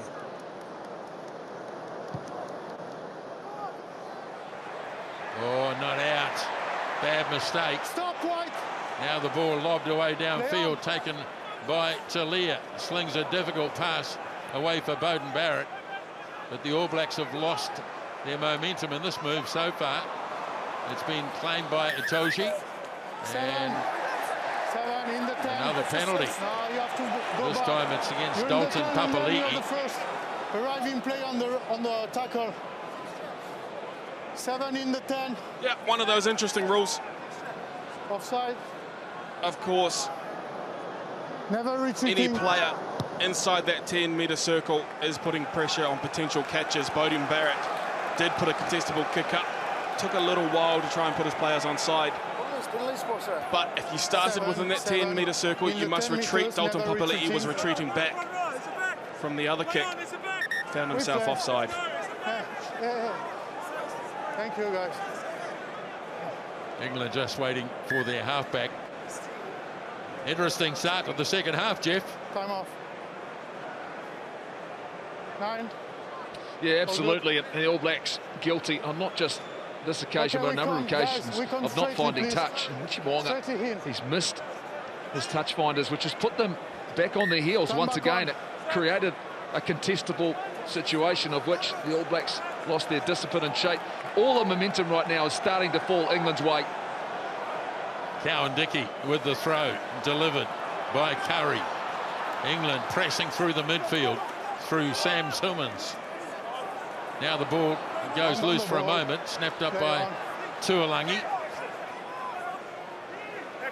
Van Portfleet delivers for Sinclair. 10 metres out from the All Black 22. Smith swings it across, ball's been lost. Now Mo'unga, as the All Blacks look to create something after a knock-on by England, as De Groot has it just out from the 22. Now the cross kick. Boy, we've seen some of these today, and it's worked brilliantly again. Here's the pace of Rieko Ioane. I think he's going to go all the way here. Rieko Ioane, what a try. Yes! Well, he got close early. It wasn't to be. Then about 15 minutes later, he got over again, but because of a neck roll that he performed on Owen Farrell, he didn't get the chance to get himself on the scoreboard. The All Blacks keep chucking these kicks in the air, cross field. A lot of them haven't been fielded. Now, there's been a lot of pressure on Jack Van Portfleet. There was slow ball on the edge, which meant the defense was very well set from the All Blacks. From here, counter-attack opportunity, another cross-field kick in the exit zone from the All Blacks. Pass back into the speed of Rieko Ioane. He will go 60, 70 metres and score in the corner for the All Blacks. Well, the All Blacks looking at opportunities. They have kicked and kicked with width all day, and there's that man flying out in the open. World-class winger. This year has become a world-class centre. And to see that sight, the All Blacks will breathe a sigh of relief. The finish, the try. Just watch here. They're going to look. They're going to look. And thank you. There's no problem there as he's kicked it. He's fine. No issues. And Caleb Clark, the transfer. Those are those little accuracies that Scott McLeod was talking about, just not quite going to hand. And they ended up going to hand there. And the timing was right. And the try was beautifully scored. Well, this has been a brilliant tactic by the All Blacks in this game. Those cross kicks have killed England. Here's the conversion, well astray from Geordie Barrett. But Rieko Ioane with his 33rd test try. Nice work by Caleb Clark. Got the call, and this man has got exceptional pace. They were never going to pull him back. And that's try number 3 for the All Blacks today. And disappointment for England. 22-6 with the restart. Retallick waits. Taken outside the 22. Use it, Black, please. Stay back. So now Smith. Stay back. Coming forward and taking it nicely is fullback Freddie Stewart. Van Portfleet slings it away. England really need to get back into this game sooner rather than later. Smith just out from the 22. Off it goes to Vunipola. Gens goes hard. All Blacks shouting to the referee, but getting no reward out of it. Here is Cowan-Dickie into the gap. Now the ball drops down. This time he did knock it on. The All Blacks felt that it was knocked on earlier, I suspect. That's fine. Thank you, Owen. See him out off the ball there. We will check that. No worries.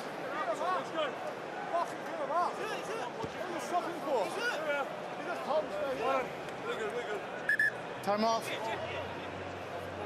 Great work by Brodie Retallick.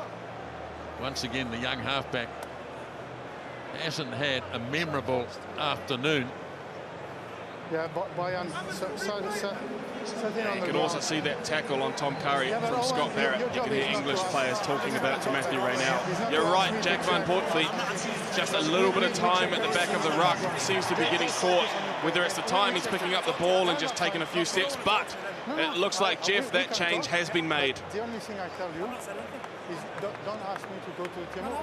Yeah, as he made it halfback, Jack Van Poortvliet's had a tough night, but he's continued to compete, and Manu Tuolangi is the player who's off as well. So Youngs comes on, all of that experience, and Henry Slade joins the fray. So it's huge for this English team now to have that sort of experience come on. But they're going to have to find a response. Their accuracy is letting them down. They've missed opportunities, and now, as we're getting close, it's almost halfway through the second half, the All Blacks have a commanding lead. Slade's a good player, and they'll be looking for an impact. Slade played his 50th Test match last week in their win over Japan, and Ben Youngs now becomes the most capped English player versus New Zealand. This is his 10th cap versus the All Blacks, and you'd expect, after the pressure that the young Jack Van Poortvliet has been under in the first 53 minutes, he'll bring a lot of that experience. He'll need a lot of that experience to tidy up the things at the back of the ruck.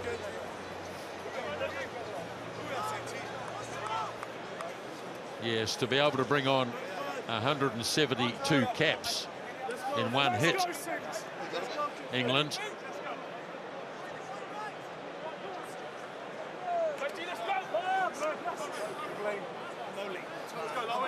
Stretch!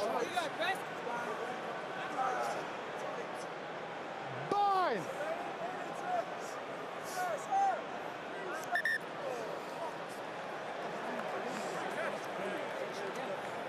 Scrums have been a little bit of a shambles in this game.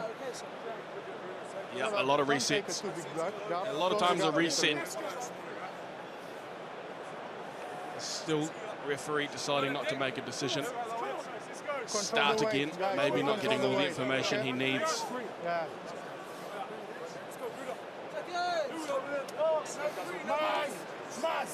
But England need all the time they can get, so getting this part of the game sped up would be beneficial to them.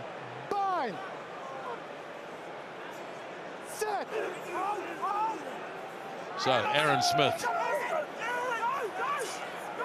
once again, strong All Black scrum, but he wants to reset it. It's a real blight on the game, these resets as the clock ticks on.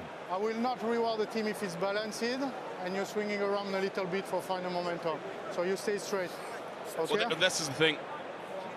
If you can't reward them because they're doing something wrong, then the decision must be a penalty. You can see he's saying they're wheeling around. The back does start to swing a little bit.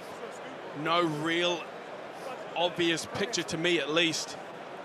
I'm not the man in the middle with the whistle, but if they're doing something wrong and you can't reward them, instead of a reset, normally you must penalise.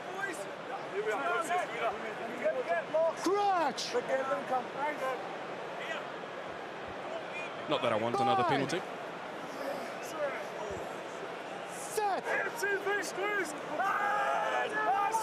Right, so in it goes this time from Smith.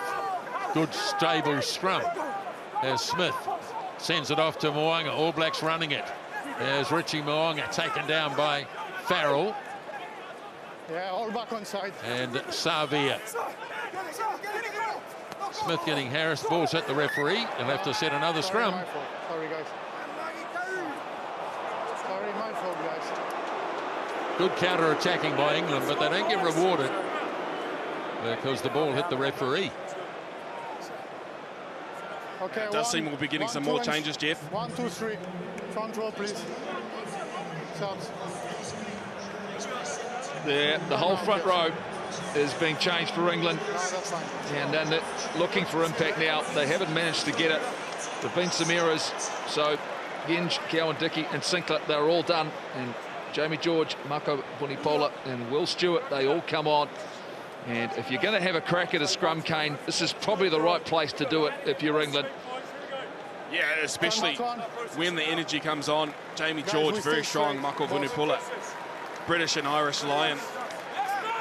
So with the energy on, best time to have a crack. But how smart was Aaron Smith? I didn't notice it when it went live, but watching the replay, he spotted Matthew Raynell behind him, chucked the ball straight into him. And if a team gains advantage after the ball touches the referee, it's a scrum to the team that had possession. So clever from Aaron Smith. Right, let's see if the new front row makes a difference. It's collapsed down on the far side as the All Blacks move it through Mo'unga, and waiting for it is Stewart. Away, White! Calling for it and taking it down is Beauden Barrett. Got it away to Mo'unga. Nice run here by Richie Mo'unga. Now Ioane close to that near touchline. Off it now. Ball is there for Smith. Sends it off to De Groot. His pass not so good. Geordie Barrett, good strong run by Geordie Barrett. Away now for Talia. Mark Talia takes it almost to halfway. Smith cleans it out for Whitelock. Gets the call from Mo'unga. Scott Barrett off his brother's pass. And another penalty. All Blacks diving in have been penalised. 21st penalty of the game. 4 Black.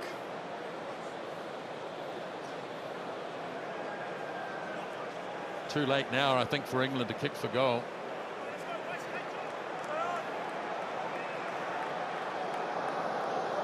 Okay. 2 and 3. 2 Black and 3 Black. All Blacks making changes too, Jeff. Sorry. Yep, up front as well. Nepololala coming on, as is Samasoni Tokiaho, and Cody Taylor, who's had a good shift and done well. He's coming off, and the other change, of course, is Tyrell Lomax, the tight head, and Lomax can take the long run to the sideline, but we're really proud of his 2022. Cody Taylor earned his way back into the starting lineup for the All Blacks, and Lomax, after coming in middle of the year, has established himself as a world-class prop. First thrown out throw for Jamie George, won by Itoje. Now England through Simmons. Youngs across for Billy Vunipola. Short pass made by Farrell. Now Youngs again. Up it goes to Curry as England build the pressure. And they concede another penalty. Boy, there's been some penalties in this game. This time Adi Savia turns it over. Yeah, there has been a lot of penalties. To be fair, nobody enjoys watching them. But England, if you're a fan, you won't enjoy a lot of the work when they get close to the line. Everyone was talking a little bit during the week that Sam Simmons, who's normally a number 8, coming to the team, sort of changes their lineouts and takes away options. Well, the answer seems to be shorter lineouts and giving the ball to him off the back of those. He has been very good in the carry, but every time England's got close to the line, haven't really turned it into a try. A knock on, a couple of penalties, and this time the All Blacks benefit. Adi Savia over the ball, too strong. That's a big save by Adi Savia. Tokiaho throws. Whitelock wins it. Now Tokiaho, who has been a revelation in the last season or so. England trying to hold this up, but it's going to be there for Smith. Little jab through by Geordie Barrett, and it finds the grass too. But England sling it away into the arms of May, and off goes Johnny May with pace. Great tackle by Caleb Clark. Talia tries to get over the ball and wins the penalty as well. Oh, big plays. The two wingers, Clark and Talia. Yeah, well, let's talk about Mark Talia. He was excellent last week on the right wing, scored 2 tries on debut. We haven't seen a lot from Johnny May, have we? Very good run up the middle of the field. He did have a chance a little bit earlier to pass the ball and probably put England in the right corner. Chose not to take it, but Mark Tilley on the right wing for his second test match. Strong on attack last week, and this time on defence earns a very important penalty. Do it. Come. Make an old winger proud, Jeff.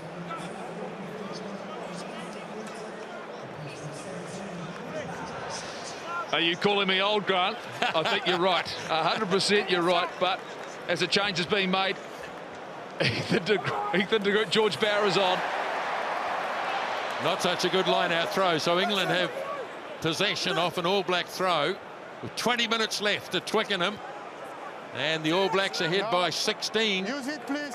As Ben Youngs bangs a kick off downfield. Tilley awaits. Holds his footing nicely and sets it for Smith. Off for Retallick. Bowden Barrett for Mo'unga. Smith again. Lobs the pass off to Whitelock. Driven back in the tackle of Curry. But the All Blacks still have it.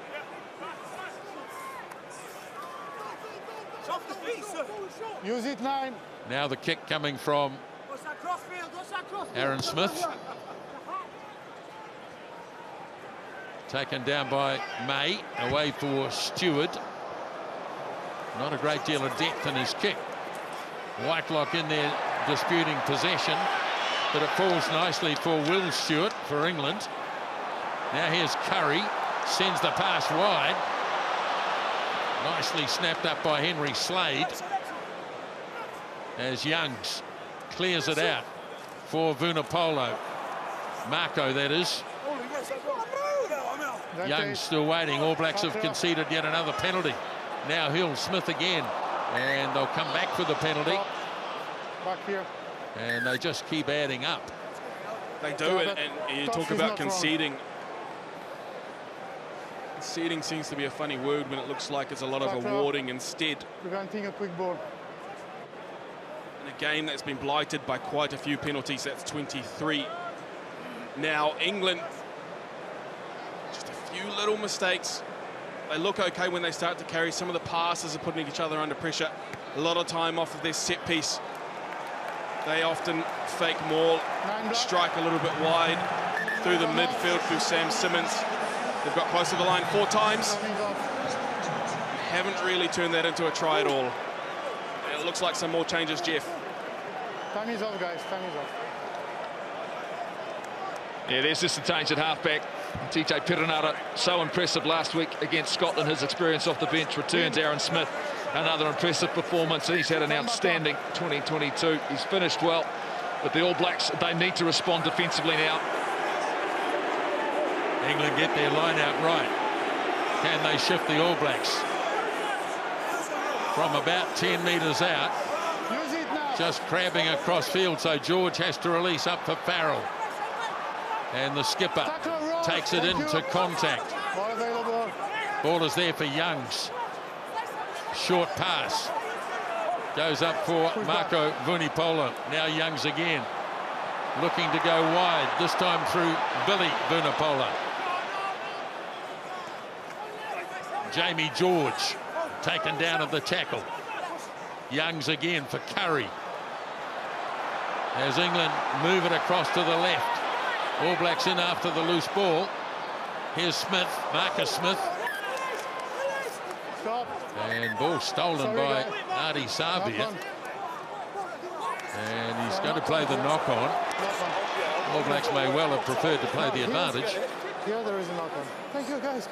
Oh, right. Maybe I miss something like you sometimes, maybe. Okay.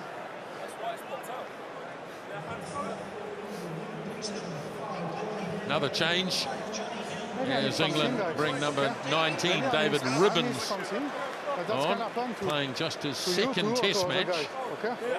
Here there is a knock-on. Yeah. Off, please, guys.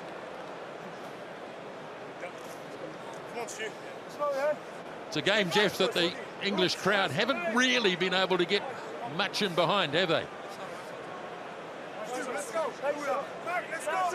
No, I'm not sure it's been easy to watch at home either. And the fact that Mathieu Radal has picked up pretty much everything, and most of the things he has called have been accurate. It's just meant that the game has just lacked flow. So the crowd's been kept quiet, but it only takes one moment for that to turn and change, and they will need to score next, England, if they're going to have any chance of winning this game. Down 16, there's another scrum reset, and they can't afford this, England. They're running out of reserves. Another change to come soon. Jack Willis looks as though he's going to come on, but they have to make some sort of impact on this game, and they need to get the crowd so they can make one last run at it.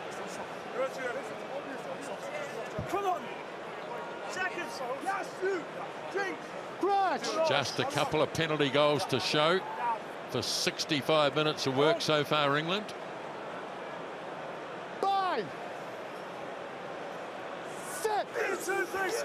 So, Perenara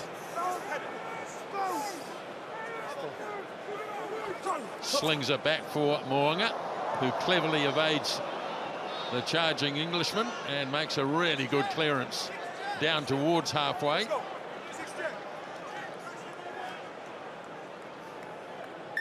Time off, subs.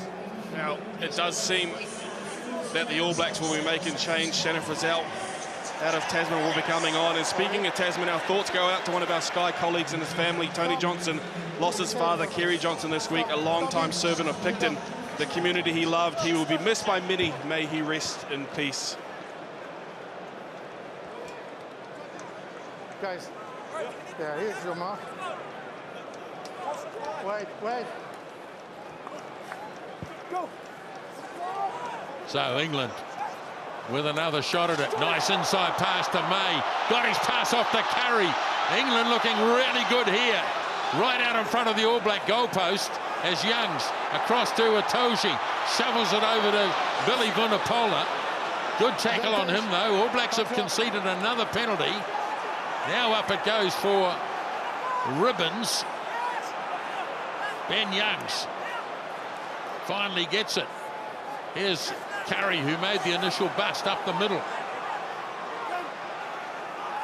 Now out into centre field. Ribbons again. Still playing under this penalty advantage. Smith is going to throw this high speculator under the penalty advantage. Ball all over the place. And they'll come back. Back here. No advantage. Tackle, not throw away. Look, to be fair, a lot of credit must be given to this All Blacks defence, because England have looked good for a lot of the for a number of periods during this game. They've made a number of breaks. Manu Tuilangi a little bit early. They've got inside the 22 a good number of times as well, but the All Blacks keep holding, the All Blacks keep trying, and the All Blacks keep stopping what England have thrown at them. 14 wide. You can't stand in front of them.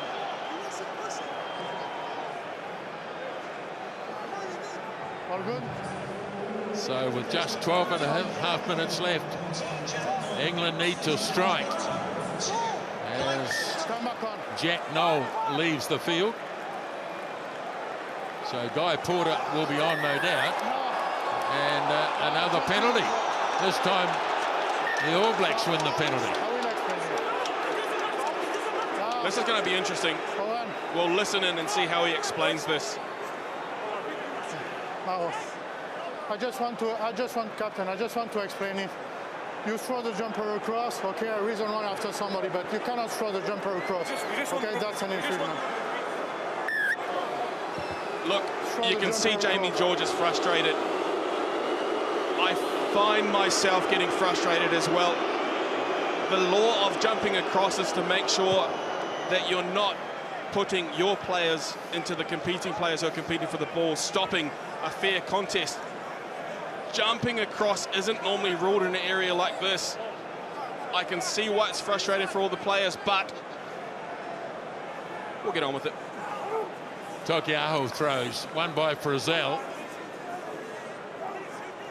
With just over 10 minutes left at Twickenham.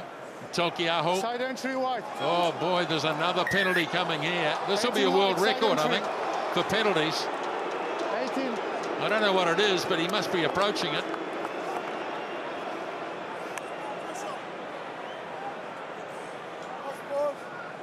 boy, oh boy.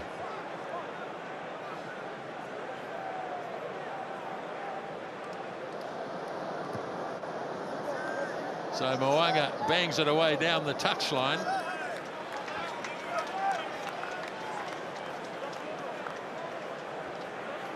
No side entry, please. Well, Eddie Jones and England had their moment in the sun at the World Cup in 2019. As Retallick wins the line out. All Blacks happy to keep it tight at this stage. They've had the measure of the England pack most of the day. Tokiaho, he's going to slip it to Perenara. Away it goes for Geordie Barrett, running hard at the English defence. Perenara waiting for the ball, it's slow. Away for Retallick, test number 100. Perenara feeds it up for Frizzell. Perenara sells a dummy and gives it off to Geordie Barrett. He in turn finds Dalton Papali'i. Roll away, tackler. And England is a man trapped in there. No hope of getting out. Absolutely no hope. But he's penalised anyway. Drop kick coming up, and the drop kick is over. Not bad from Beauden Barrett. Spots the opportunity from playing out in fullback, and Jeff, that would make an old fullback proud. Even these penalties, like, you're just looking for one team at the minute. Yes, it would. It would, in terms of settling the game and keeping control. Look, they had the penalty advantage, which is probably a give-me 3, but it's nice to drop one over. And the All Blacks are in control. England have missed opportunities. It's now time for them. They'll be throwing everything at this last 10 to find a way to get a chance at this contest. England win the kickoff. Here's big Marco Vunipola. All Blacks in control with 10 minutes to go. Now Marcus Smith. Marcus Smith goes through. Just a metre short of the line. And England again looking for quick ball. They've got a penalty.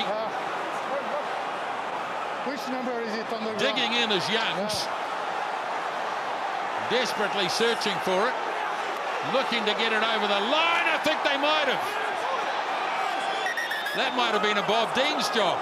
I think that's over and then driven back. Well, we will get a chance to listen in. Beauden Barrett showed no clear release on Marcus Smith. Sometimes if the try is awarded, you get let off there. If the try isn't awarded, oh no, he's going to go straight to the pocket. First of all, we will check after if there is a try, yes or no. But first, not clear release, close to the Ingo line on a line break. So first, you go. Yeah, fair enough too. No clear release from Beauden Barrett when Marcus Smith made that break. So close to the line, it did look cynical. Or just not technically sound enough from Beauden Barrett. And as I spoke about, sometimes if the try's awarded, that sort of play doesn't get dealt with. This time it does. Well, of course it does. And they will go upstairs to check whether a try was scored. I don't perceive the grounding.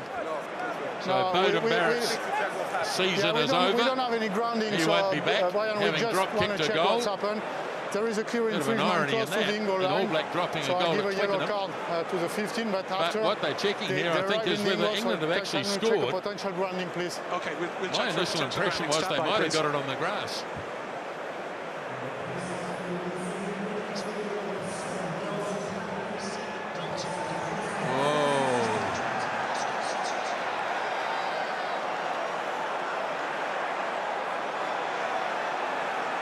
Maybe on the line, maybe.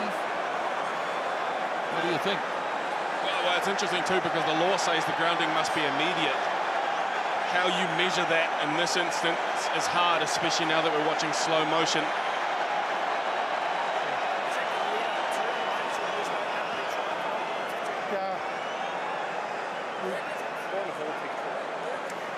Yeah, so... That's on the line there. Yeah, Brian. Brian. Yes, Matthew. Yeah, sorry. Can we have all the picture, please, from the infringement of the All Blacks until the grounding, please? So where do you want to start here, Matthew? Yeah, we want to start on the previous rack on the infringement, where I give a yellow card against the 15 Black, please. Okay. I just want to check if there is a. a potential penalty try here. Okay, we'll go from the very start. Yeah, stand from by. the very okay, start, stand please. by. Thank you. So we're looking now at a potential penalty try.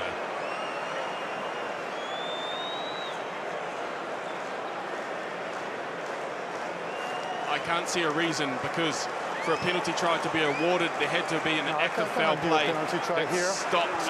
I cannot give a penalty try here. There is blacks in position, and there is no white player for playing the ball. So come back on the grounding, please, now. Yeah, okay, we'll come back to the grounding. I'll talk you through the grounding. Just stand by. Okay, Matthew. So we have the ball here over the line. It's up at the moment. It's still up. Okay. It's still up at this stage. It's still up. The ball now touches the ground. Okay, and he's on the line, right? I just need to confirm if it's actually still touching the goal line now. So stand by. It's still up here. Still up here. Still up here. And is now on the ground and is on the goal line. Sorry? Just yeah, I'm happy because it's a slow motion. One more frame, please. Yeah. I'm happy with that, Damon, because it's a slow motion. So ball is on the line and the end. Yes. So I will. Is this clear and obvious? Yes. That is the question. Yeah, is it clear and obvious? That's right. Yes. They're going to give it by the look of it. I will award the try.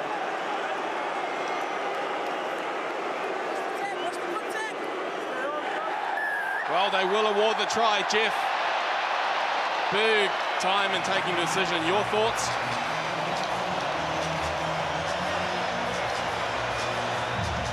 Well, the whole thing's a shambles. That's what I'll say. It's an absolute shambles, whether or not they've got the right decision or not, but it's taken how long to get to that. Look, England, it was a great break from Marcus Smith. There was no doubt there was a professional foul from Beauden Barrett. The try wasn't awarded, and they've managed to find a way to give it. But in the end, England have now got 8 minutes, after about 8 minutes of conjecture, to give themselves a chance of maybe winning this contest. Here's the kick from Smith, and it's not converted. So it's a 14-point margin. Here is Smith. He's a brilliant player, and he very nearly went all the way. It took the combined efforts of Barrett and Mwanga to get him down. And after that, it was a free-for-all, which somehow resulted in a first test try for Will Stewart.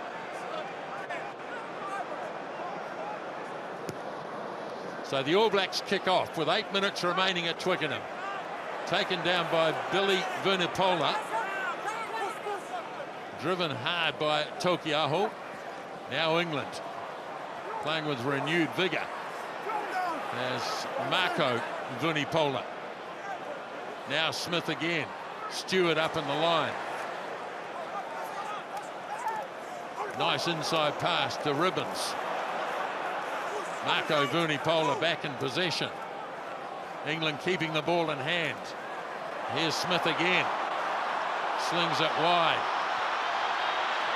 Getting dangerously close to the touchline, Johnny May, who's looked very good with limited opportunities, as Youngs. Itoshi, short pass. Here's Ribbons in the gap. Beautiful offload. England starting to look pretty good now. 15 out from the line, Youngs. Remember, they've taken this from the kickoff. Youngs goes again, charging hard. Fullback Stewart. Wow, that's a try and a half. Wow, how about that? 80,000 strong in Twickenham. They have been largely quiet. Yet here we are in the 73rd minute. 16 points to 25 with a kick to come. And now we have a game, and now we have a finish. Almost the result that many of us expected is now coming at the end. Very good injection twice from Freddie Stewart. He's a good player, but you haven't seen a lot of him in this game. This time you see him twice. 2 good carries, and he gets England back on the board and back in the game. Yeah, danger of being down to 14 men late in the contest where guys have been working incredibly hard for 74 minutes. And now England are the ones who, being forced to attack, have found a couple of holes, and can this young man here get them within that magical 7-point marker? And he can. He struck it beautifully. He did, Jeff. So 25 to 18, suddenly it's all on at Twickenham. What a great try that was. Remember, they ran it from the kickoff.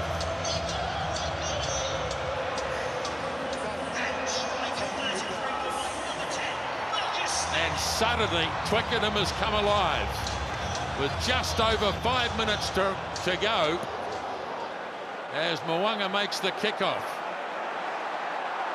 Now England, they'll try and bring it back again, no doubt, through the hand. It's been working well for them. Marco Vunipola running strongly. Youngs shut down by Whitelock, who tried to roll out but couldn't. So the penalty given. Wow, what a finish we're in for. Now, they will need to score a converted try to really put themselves in a chance of winning. That would take it to a draw. Now, interestingly, Brodie Retallick is the 12th All Black Centurion, and no All Black has lost on their century game, with the exception of Mia Lamu, a draw against Australia, and Kieran Reid, a draw against the British Irish Lions on their 100th game. Can the All Blacks get the job done for Brodie Retallick on this occasion? England win the line out. Now Smith. All Blacks flying up in defence. Ball is there for Youngs. Vunipola, Smith again. Looking to attack on the outside. Ball will be there again for Ben Youngs. Puts a little kick in behind, but there's no one chasing. Geordie Barrett. Now they shut Geordie Barrett down. Not sure how Youngs managed to make that kick.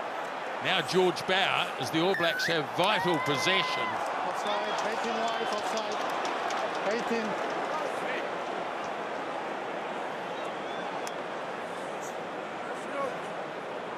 Well, at that stage of the game, to just kick the ball.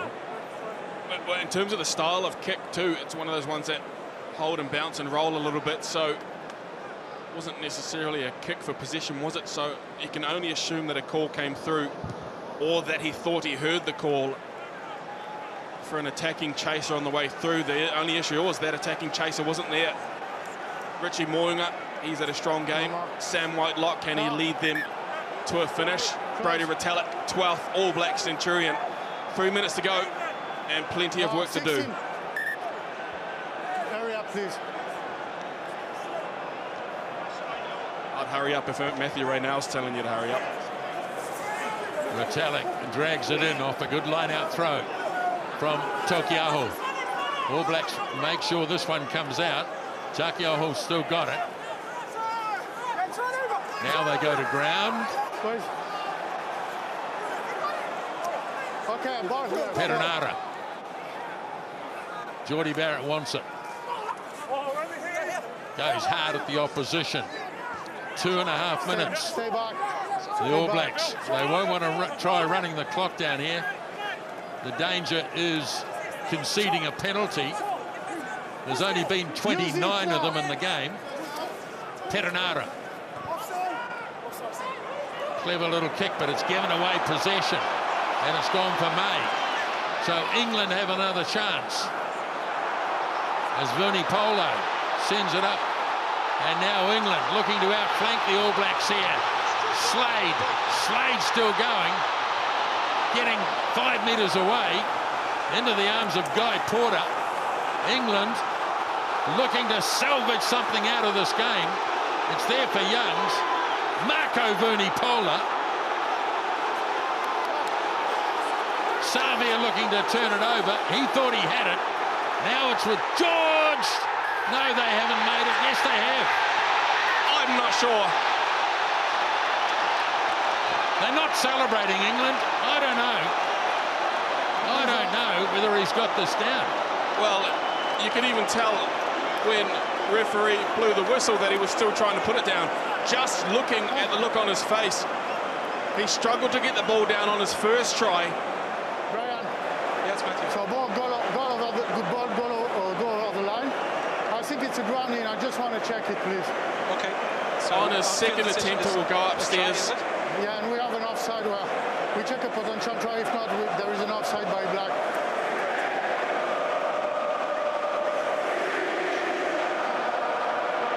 Richie Moonga attempts the tackle. Yes, Matthew, the ball has been... That looks like a try.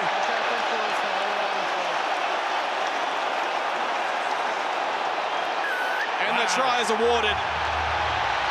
England back in the game. However, only 50 seconds left. To get a win, to get a result, they'll need to kick this over and roll the dice off an all-black kickoff. What a finish we're in for. What another classic test match. All Blacks versus England at Twickenham. Well, Will Stewart, previously no test tries, and now he's got a couple. And the conversion is made. 25 all, still time to go. Interestingly, the clock, well, at least on our graphics, stayed off during that kick. So we will see, but at the moment, 50 seconds to go. Scores tied up, 25 all.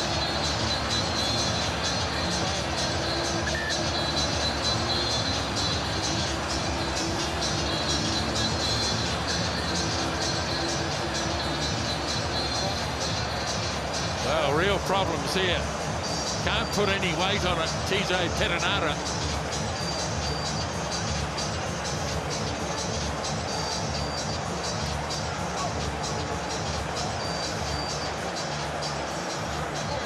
What a comeback from England. Only one previous draw.